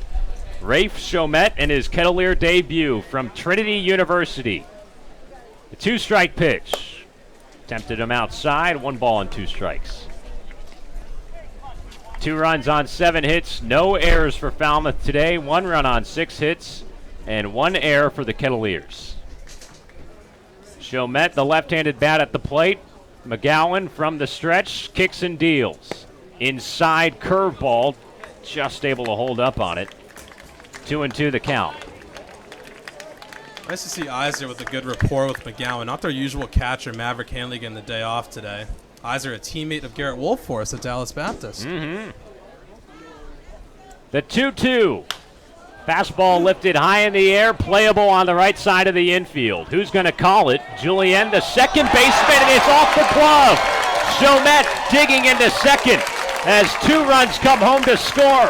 A bloop infield fly that's off the mitt of Logan Davidson, the shortstop, and the Kettleers take advantage with 2 outs. Nobody called for it. The ball falls on the infield dirt. Rafe Chalmette finding a way to get it done, and the Kettleers take a 3-2 lead.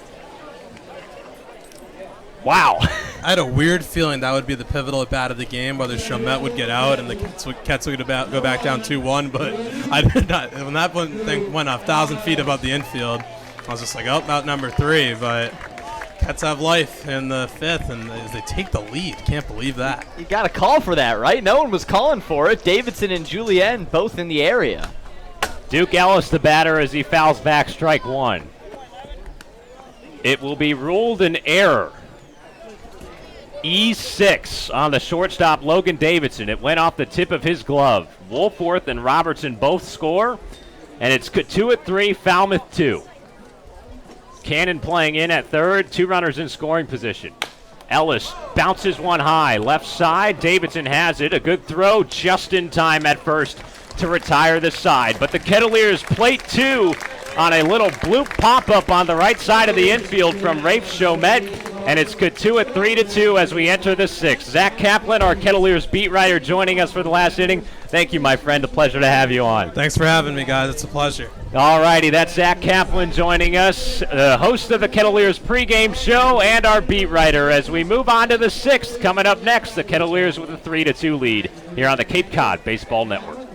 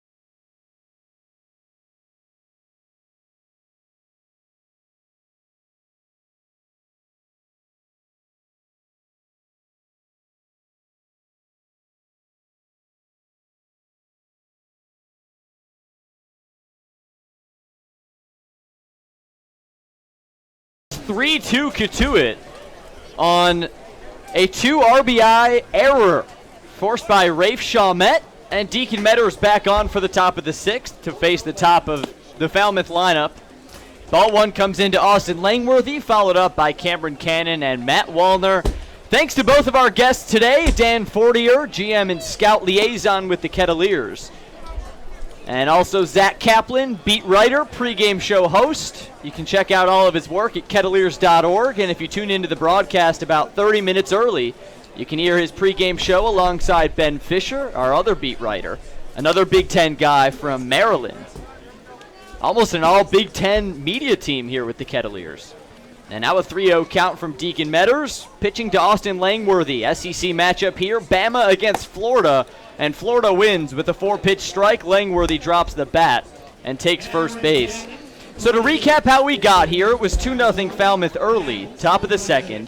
2-run home run from Alex Volpe made it 2-zip. Then a solo home run on the first pitch of the 4th inning by Michael Tolia. Maybe his biggest home run of the season in terms of distance. That made it 2-1. And then with the bases loaded and 2 outs as Cameron Cannon takes strike 1. Bases loaded, 2 outs in the bottom of the 5th. Rafe Chalmette, the newest Kettleer out of Trinity, sent a lazy pop-up to the right side of the infield between the second baseman Julian and the shortstop Davidson. No one called it. It popped off the mitt of Davidson and drove in 2 Kettleer runs to make it a 3-2 Kettleer lead. Swing and a miss there from Cannon, so 0-2 the count.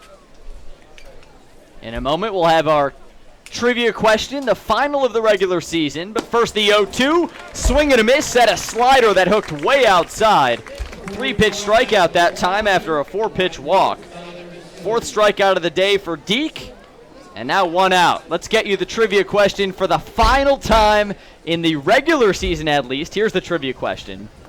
And it's about game 44 of the regular season, as Wallner steps in and takes strike 1. So the last time, believe it or not, the last time Cotuit won game 44 of the season was all the way back in 2013. It was a 9-3 win over Falmouth. Which future MLB player was batting in the 3-hole for Falmouth in that game? 0-1, nubbed off, left side of the infield. Jacobs, barehand pick and throw, not in time to get Wallner, who legs out an infield single on just a little dribbler. Good effort from Jacobs, but now 2 runners on for Falmouth. So which future MLB player was batting 3rd for Falmouth in that game, the last game of the 2013 regular season here at Lowell Park? Is it A, Reese Hoskins, B, A.J. Pollock, C, Ian Happ, or D, Ryan Healy? Ooh, I like it. So you can answer on our Twitter, twitter.com/Cotuit Kettleers. Just search Cotuit Kettleers if you're on the app. Which of those players was batting 3rd for Jeff Trundy's Doors the last game of the 2013 regular season, which was the last time Cotuit won a game 44? All right, I have kind of a gut feeling guess on this one. Oh, I love a gut feeling guess. 0-1 count right now to Davis Sims. 2 runners on. Here's the pitch from Deacon. Hooks a little outside, ball 1. I'm going to say, man. Okay, Hoskins, obviously, I know. Happ, I know. Pollock was actually in their multiple choice trivia last night at the ballpark. I don't know if you heard that. Did you Really? hear that? Oh, Yeah. it was like players under Jeff Trundy. Yeah, right? and he was one of the choices. I did not hear if that was correct or not. Slashed off foul by Davis Sims. Now a 1-2 count with 1 gone. So I'm going to go with D, Ryan Healy. Ryan Healy. That's All what right. I'm going to go with. Current Seattle Mariner. In 2013 was a season in which Falmouth did not go all the way. Ground ball from Sims. Jacob takes it at 3rd, steps on the bag for 1. Throw across the diamond for 2. Trey Jacobs, welcome to the hot corner. An unassisted double play to shut down Falmouth and keep the Kettleers on top 3-2. So Sam's guess officially D. I got to go with Ryan D. Healy. I feel like you're trying to smoke me away from him, so I'm going to go with D. All right, Sam going with Ryan Healy. You give us your answer on Twitter at Cotuit Kettleers. We'll give you the answer in the bottom of the 7th, but now we'll head to the bottom of the 6th. Kettleers leading the Commodores 3-2 here on the Cape Cod Baseball Network.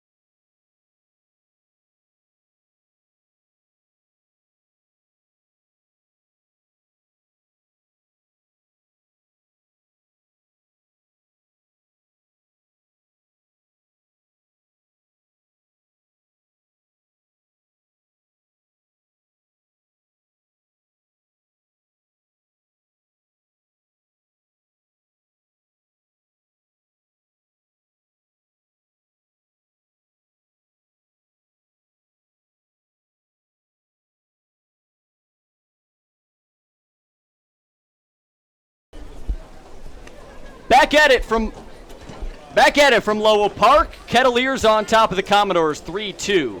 And a pitching change. Owen Lehman coming in for Falmouth. Rising sophomore at Georgetown, 6'3", 210, a righty, making just his second appearance on the season. He'll come in relieving Pat McGowan, who was dynamite for most of this ball game. 5 innings, he gave up 6 hits and 3 runs, as Trey Jacobs, the first Kettleer batter, slashes 1 foul. 0-1 count. 3 runs for McGowan, only one of them was earned. That was the home run to Michael Tolia.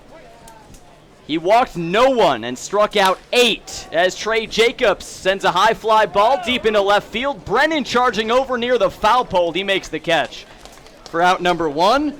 So what a performance for Pat McGowan, shutting down the Kettleers' 8 strikeouts to no walks. This guy was dynamite. He gives way to Lehman here, who now has 1 out in the 6th. Oviedo coming up next, to be followed by Nick Gonzalez. Yeah, McGowan was pretty good, but Cotuit doing a nice job to actually bring some runs home with the bases loaded in that last frame. Hey, you'll take them any way you can get, right? With Chomet with the infield fly. High fly ball off the bat of Oviedo. Deep right field. See ya, Adam Oviedo. Oviedo with the solo home run, and the Kettleers score their 4th run of the ball game. 2nd home run of the day, and Oviedo with his 3rd bomb of the season. Look at Ovi there, opposite field power to the right field fence. Really one of the more underrated power hitters in this Kettleer lineup. Getting the start today after being a good team player off the bench over the last week or so. Nice piece of hitting there, and the Kettleers adding to their lead. Nick Gonzalez now digs in. He takes ball 1 high. 2 home runs today now for the Kettleers. These two teams battling in this last game to be the West Division leader in home runs, as Gonzalez takes ball 2 high and tight. They came in tied with 37 on the season, tied for 3rd on the Cape, 1st in the West. Falmouth 1 home run on the day, as Gonzalez sends a high fly ball, playable in right field for Wallner as he tracks in, now tracks back, and makes the catch for out number 2. So Falmouth now 38 on the season. Kettleers came in with 37, but 2 today, Tolia and Ovi. 39 now. Leading the West are the Cotuit Kettleers. Garrett Wolforth coming up next after Gonzalez flies out. Wolforth 1 for 2 today. He had a single and came around to score on the Falmouth error. That was an infield fly. No one called it, as Wolforth takes ball 1 low. Middle infielders Julian and Davidson were both tracking towards the ball. No one called it, and it just muffed off the glove of Davidson and drove in 2 Kettleer runs with the bases loaded. 2-0 now the count as Wolforth takes a fastball outside. Owen Lehman, his 1 appearance on the season, on the 31st, as ball 3 comes in against Brewster. Pitched an inning, gave up 1 earned run on 2 hits, struck out 2. 3-0 the count, 2 outs to Garrett Wolforth. Here comes the pitch to Garrett. Fastball zipped in on the outside corner for strike 1. Some games starting to get underway around the Cape. Wareham and Bourne. YD and Hyannis as the 3-1 is low and outside. Ball 4. Wolforth draws a walk. So in terms of the Kettleers' playoff standing, this game doesn't really matter. They're the 4 seed no matter what. They'll take on the winner of the West. That's where it might get interesting today. Wareham right now, they're 1st in the West with 52 points. Hyannis just behind them with 51. A Wareham win or a Hyannis loss would clinch a Cotuit-Wareham first-round matchup. As the pitch comes into Robertson, tailback foul. But a Hyannis win against the Cape leading YD Red Sox, paired with the Wareham loss, would give the division crown to the Harbor Hawks and would then set up a Hyannis-Cotuit first-round matchup. 0-1 the count to Robertson, 2 outs, fastball in there on the outside corner for strike 2. That means the Kettleers will head to either Hyannis or Wareham on Saturday for Game 1. Sunday here at Lowell Park, 3 o'clock for Game 2. 0-2 to Robertson, low and outside, ball 1. So if you're used to coming to Lowell Park for a 5 o'clock, or in this case a 4:30 start, or used to tuning into the broadcast, remember, playoff games at Lowell Park, 3 o'clock Eastern. The 1-2. Tailback foul. Count stays put. So postseason, T-minus 48 hours till it gets going. It's going to be fun. Pretty crazy, but it's good to see the Kettleers offense starting to regain their form. An off night last night. You get the home run from Oviedo. Big Mike with the solo blast. 2-run lead, looking pretty decent here at home. Robertson takes outside, make it a 2-2 count. Kettleers on top, 4-2. You know, you just never know. When you still don't know your opponent at this time, you can only control what you can control, and it's all about mindset. 2-2 to Robertson. Chopped, foul. First base side, we'll do it again. I think regardless, going on the road for the first game of the postseason, I think is actually a positive for this side. They'll be an underdog as the 4th seed. They've been playing pretty decent as of the last week and a half. And I think when you go on the road, it lends itself to a business-like mentality, and then you're a little more sharp. 2-2 to Robertson. Tapped up the middle. It's down for a base hit. Will Robertson gets a single up the middle. His second single of the ball game, and boy, is this guy swinging a hot bat as he advanced Garrett Woolforth over to second. That single in the 5th extended his hit streak to 8. He needs still an RBI today to extend an RBI streak to 7. You rarely see RBI streaks climb to more than 5 games, but Will Robertson defying the odds this season. He's just been so clutch. It is really becoming the leader of this offense. Up there in a lot of top 5 Cape League categories, including runs scored, RBI. Produces so much for this Kettleer attack. Now Peyton Burdick at the dish. He sends a ground ball right to the shortstop Davidson. Underhand toss to Julian in time to get the fielder's choice out. So the Kettleers get 2 base runners in Garrett Woolforth and Will Robertson, but they can't do anything with it to follow an Adam Oviedo solo home run. Opposite field power for the Kets. They lead it 4-2, and we'll head to the 7th here on the Cape Cod Baseball Network.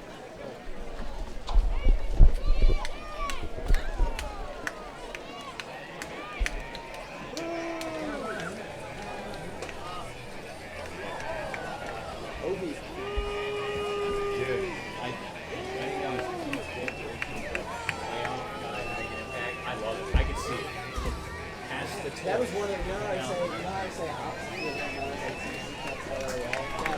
You do. That was sorry, I stepped over you. I finished the thought right away. Hi, Michael!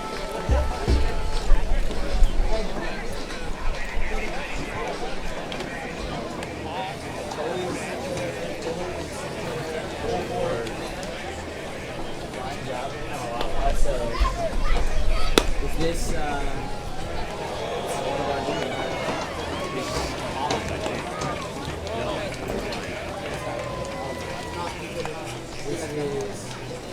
Hunter Brown.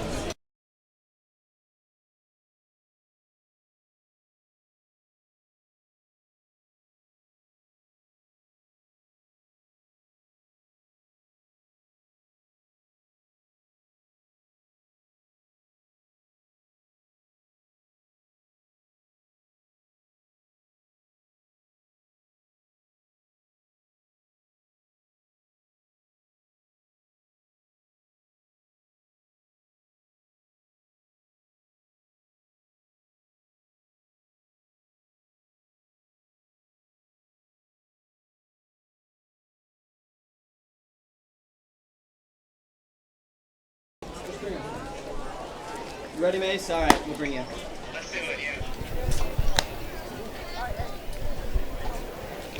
Welcome back to Lowell Park. It's 4-2. Cotuit Kettleers on top of the Falmouth Commodores, and a pitching change for Cotuit. One of the newbies, Hunter Brown, on for the Kettleers, and now standing by our Mason Horodisky with another one of the newbies in Rafe Chomet. Thanks, guys. I'm here with Rafe Chomet. And Rafe, you already have 2 RBIs on this game, but more impressive on the fact that you're doing this after getting here at 1 a.m. last night. How are you feeling right now? I feel good. I'm just happy to be here, and I'm thankful for this opportunity. It's a cool experience.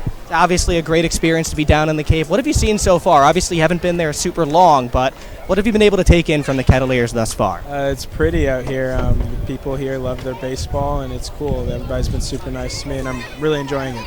Well, Rafe, we're glad to have you with the playoff push right in store for us. Thanks for being on. Thanks for having me. Back to you guys up in the booth. Thank you so much, Mason. Thank you, Rafe. Welcome to the Cape. Here's Hunter Brown. He kicks and fires to Edward Julian. 0-1 the count. So that's Rafe Chomet. His first game as a Kettleer. Got in at 1 a.m. from the New Bedford Bay Sox. Talk about a tongue twister. Just going east on 495 and arriving here on the Cape in the middle of the night. Already with 2 RBIs in his Kettleer debut. Hunter Brown, the 0-1, high and outside, 1-1. So we've introduced you to a few new Kettleers today. Here's another one. Hunter Brown, a tall righty out of Wayne State University. One of the Warriors at 6'3", 195. He's a rising junior. And he kicks and fires here. High for ball 2. Brown's going to wear number 38 for the Kettleers. Same number that John Baker wore for Cotuit. Golly, isn't that a throwback? Oftentimes you forget the numbers, especially for a pitcher. Sometimes they just sort of slip by you. The 2-1 from Brown, outside ball 3. So wearing number 38, he's got the high socks, but right under the knee. White cleats for Brown, out of St. Clair Shore, Michigan. He played for the Bethesda Big Train of the Cal Ripken League. As Brown kicks and deals the 3-1, up and in, ball 4, and a 5-pitch walk of Edward Julian. So he played for the Big Train, and it was an interesting end of the season for Bethesda. They were playing the Baltimore Redbirds in the Cal Ripken League final. Just like in the Cape, the playoffs are all 3-game series, so they split the first 2 games, and they weren't able to play Game 3 due to rain, and something in the stadium contracts for the Cal Ripken League says the season has to end before July 31st, as Davidson fans at the first pitch.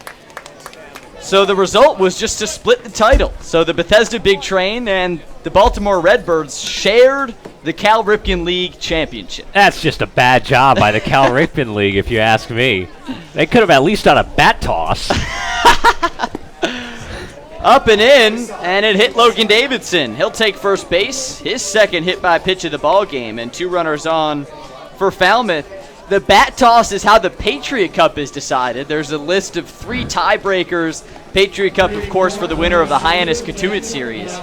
And if all the tiebreakers are even, it's a bat toss, which we still don't quite know what that is. I'd love for it to be just chuck it as far as you can, and whoever throws it the longest is the bat toss champion. Or I also like to think it's like a jump ball in basketball where somebody just tosses a bat and you just fight for it in the air. Oh, yeah. I maybe like that's that what too. it is. I like that too. I also could imagine it's where you're swinging and you do a swing and you let go of the bat, right? It's not really an overhead toss, but a swing as Jerry Weinstein comes out to try and settle down Hunter Brown. Brown had a 4.33 ERA last season for the Warriors of Wayne State and an 0.64 ERA for the Big Train. And Stephen Schock was down in the Big Train a few summers ago. Of course, Schock now out of UMBC, a Maryland kid, and Laurel, or Yanni, if you ask me. Oh, my God. 2 runners on, no one out for Herbert Iser. Under the clouds now in Cotuit. Fastball outside, 1-0. When we got here, it was a sunny day, blue skies overhead, but now some dark gray clouds roaming in. We'll have to do a live report with weatherman Garrett, see if we're clearing through for the rest of this one. Well, thank goodness we started early at 4:30 as well. Brown on the mound, 2 runners on. Here's his pitch to Iser. It's shellacked into center. Duke Ellis tracking back. He makes the catch, and now Julien tagging from second to third. He slides in front of the throw, which now skips into foul territory, but good on Hunter Brown to cover the bag. He digs it out to keep both runners honest. They both tag, so Davidson now at second, Julien at third on the flyout from Herbert Iser. Not sure. Where did that ball hit? Did it hit the runner, or did it go off the glove of one of the cutoff men? When it looked bounced? like it didn't hit anything, that it just kind of fell in the middle and bounced. But Hunter Brown was covering. I thought it might have clipped the runner for a second, but everybody's safe. It's a big spot for the Kettleers. You want to gain a little momentum heading into the postseason. Only up by 2 here in the 7th against a very good hitting team in Falmouth, at least relatively against the Kettleers this year. And now a pinch hitter for Falmouth, Alex Volpe, who has a home run today coming out, making way for Matt Treehub out of William and Mary, and Treehub lines one foul out of play, make it an 0-1 count. So Volpe out, he was the DH, Treehub in. Batting in the 8 hole, sandwiched in between Iser and Brennan. Treehub, a lefty. So Jeff Trundy going for the righty-lefty matchup here with Brown on the mound. 6'1", 200 pounds, a junior out of Southborough, Massachusetts. 0-1 taken low. 1-1 now the count. Treehub has played in 1 game this season. It was Tuesday in a 10-2 win against Brewster. Had just 1 at-bat.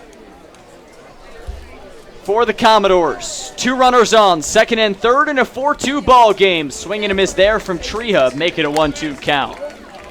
Hunter Brown, a new addition to the Kettleers, out of Wayne State. He's on the bump, joining a whole host of Kettleers in the lineup today that have just joined us, including Rafe Chomet, Nick Gonzalez, and Trey Jacobs. 1 ball, 2 strikes, and an out here in the top of the 7th. Kettleers nursing a 2-run lead. Ground ball, that's foul right off of Treehub's shoulder. It looked like that one rocketed all the way up to the upper body. So still a 1-2 count. Kettleers locked into the 4 seed in the West no matter what. All that's left to be decided is their first round opponent. And for the Commodores, a win today paired with a Hyannis loss would put them in the 2 hole.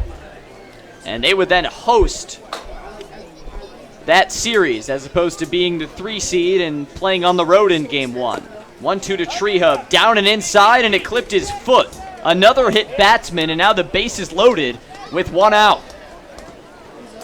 There have been a lot of hit batsmen and a lot of walks issued today by the Kettleer pitching staff.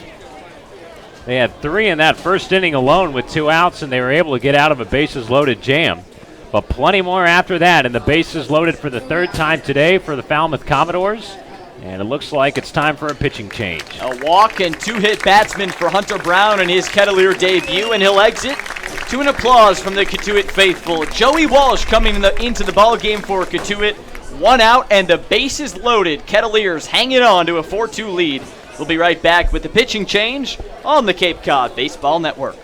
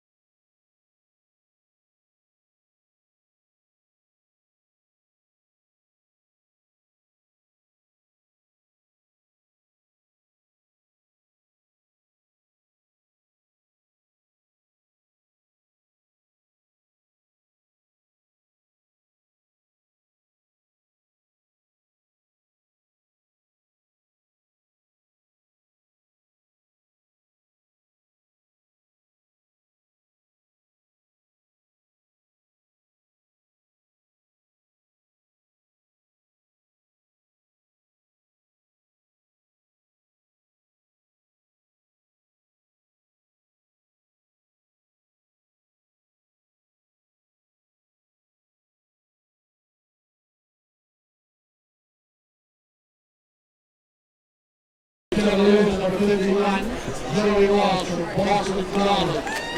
Walsh number 51, now pitching for the Kettleers.